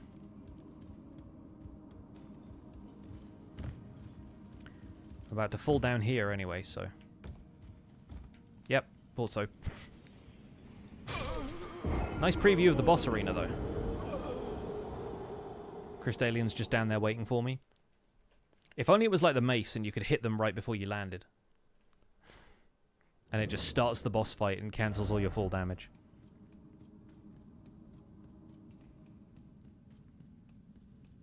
To clarify, the mace from Minecraft. There is a mace in this game, so I feel like I should maybe make sure everyone knew what I was talking about.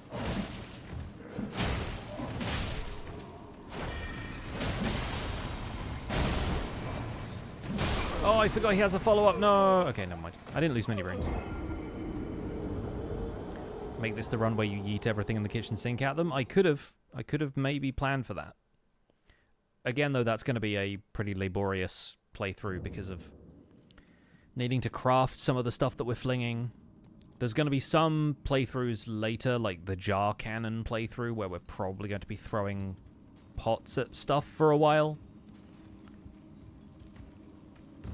There's even a DLC jar cannon as well, I believe, so...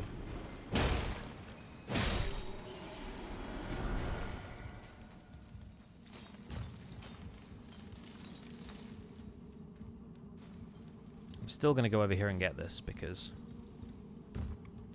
at this point I deserve it. Yes, and it's commiserating by showing me the bloodstains of all of the people who have parkoured before me. Somber 3. Just ignore that guy.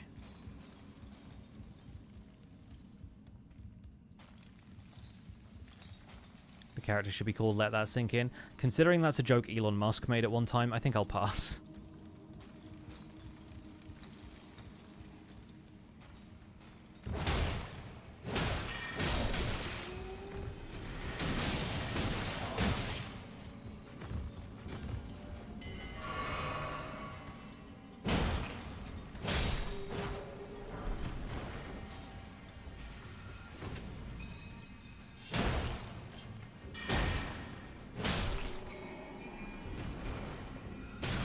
Ow.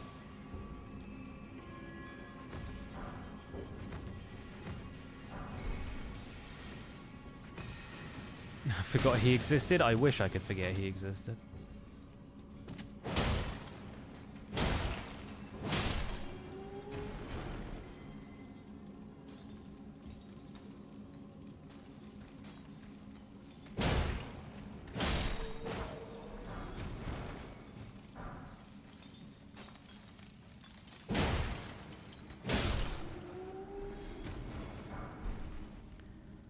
Okay, a little bit more to run through here, but then I think we're on track to fight the boss. And considering that the club is a strike damage weapon, the boss won't give us any issues. I'm not going to go down there for the somber, because for a start, this isn't a somber weapon, and I don't think anything we'll be equipping will be a somber weapon either.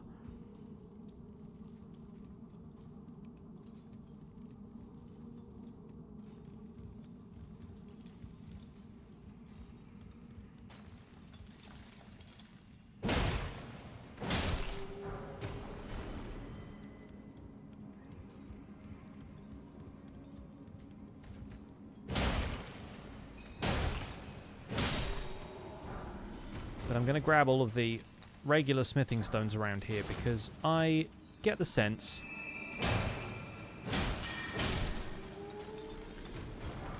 that we'll need to upgrade more than just the Arbalest on this playthrough.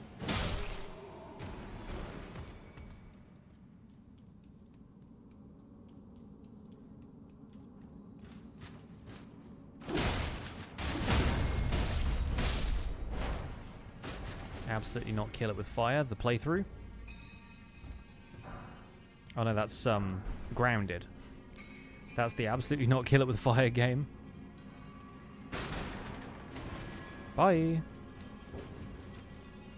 Not interested in fighting either of those. Ow. I have no quarrel with you. Just gonna jump down here and grab all of these. That shouldn't annoy anyone, right?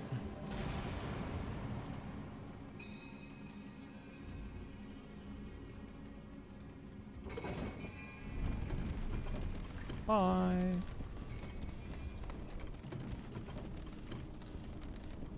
Okay, now it is time to remove this arrow from my arm. Thank you.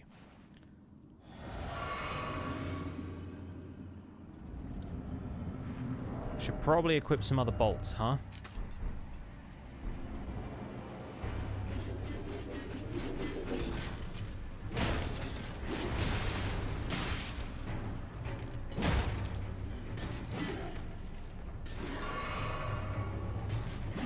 That should stagger. We'll get the riposts. Arbalest time.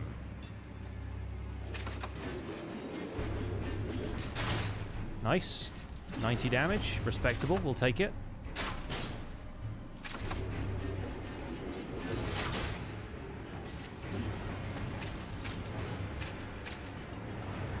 Oh, hang on. We need to load it with the other type of bolts.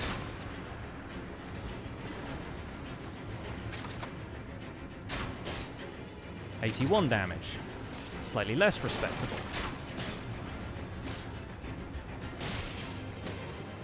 Now we're getting Tron identity disked.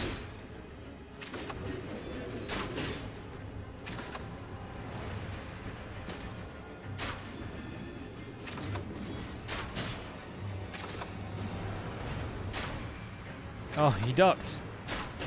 Stay still.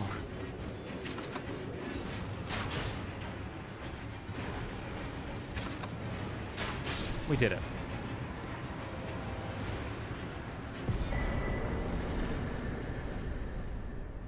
Well, we've now beaten a boss with the Arbalest, so we proved it can be done.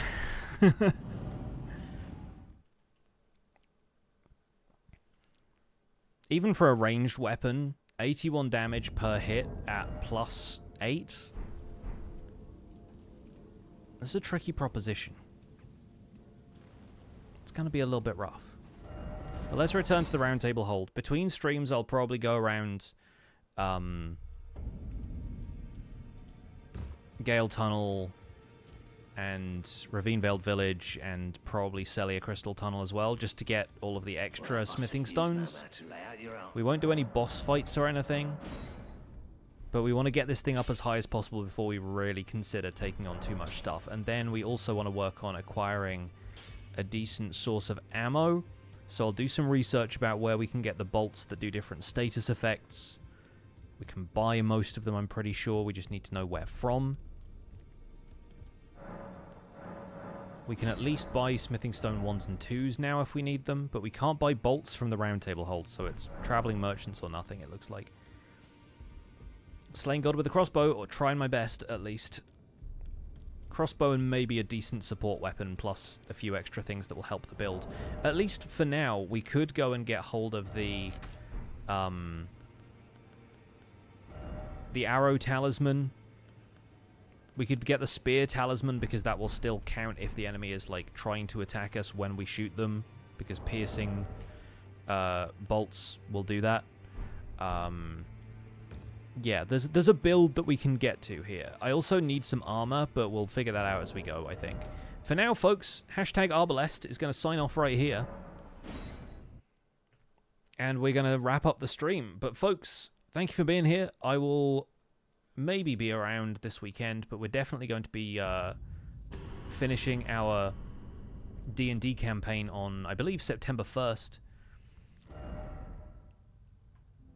And then we're going to be back on Tuesday with another Minecraft stream and probably another Elden Ring stream for you as well. Let's see who we can raid. Who's live today? Doesn't look like anybody's currently live from the fantasy SMP. So I will send you folks over to Zombie Cleo, who is currently streaming Baldur's Gate 3. Because it feels kind of Elden Ring adjacent, a bit more fantasy storytelling for you all. A slightly different style of game, but obviously a recent darling of the game's crowd. So, enjoy Baldur's Gate. Go say hi to Cleo for me. Use your hashtag PixelRaid and PixelHype emotes if you got them. I'll be back on Tuesday to see you again. Until then, take care. Have a good one. Bye for now.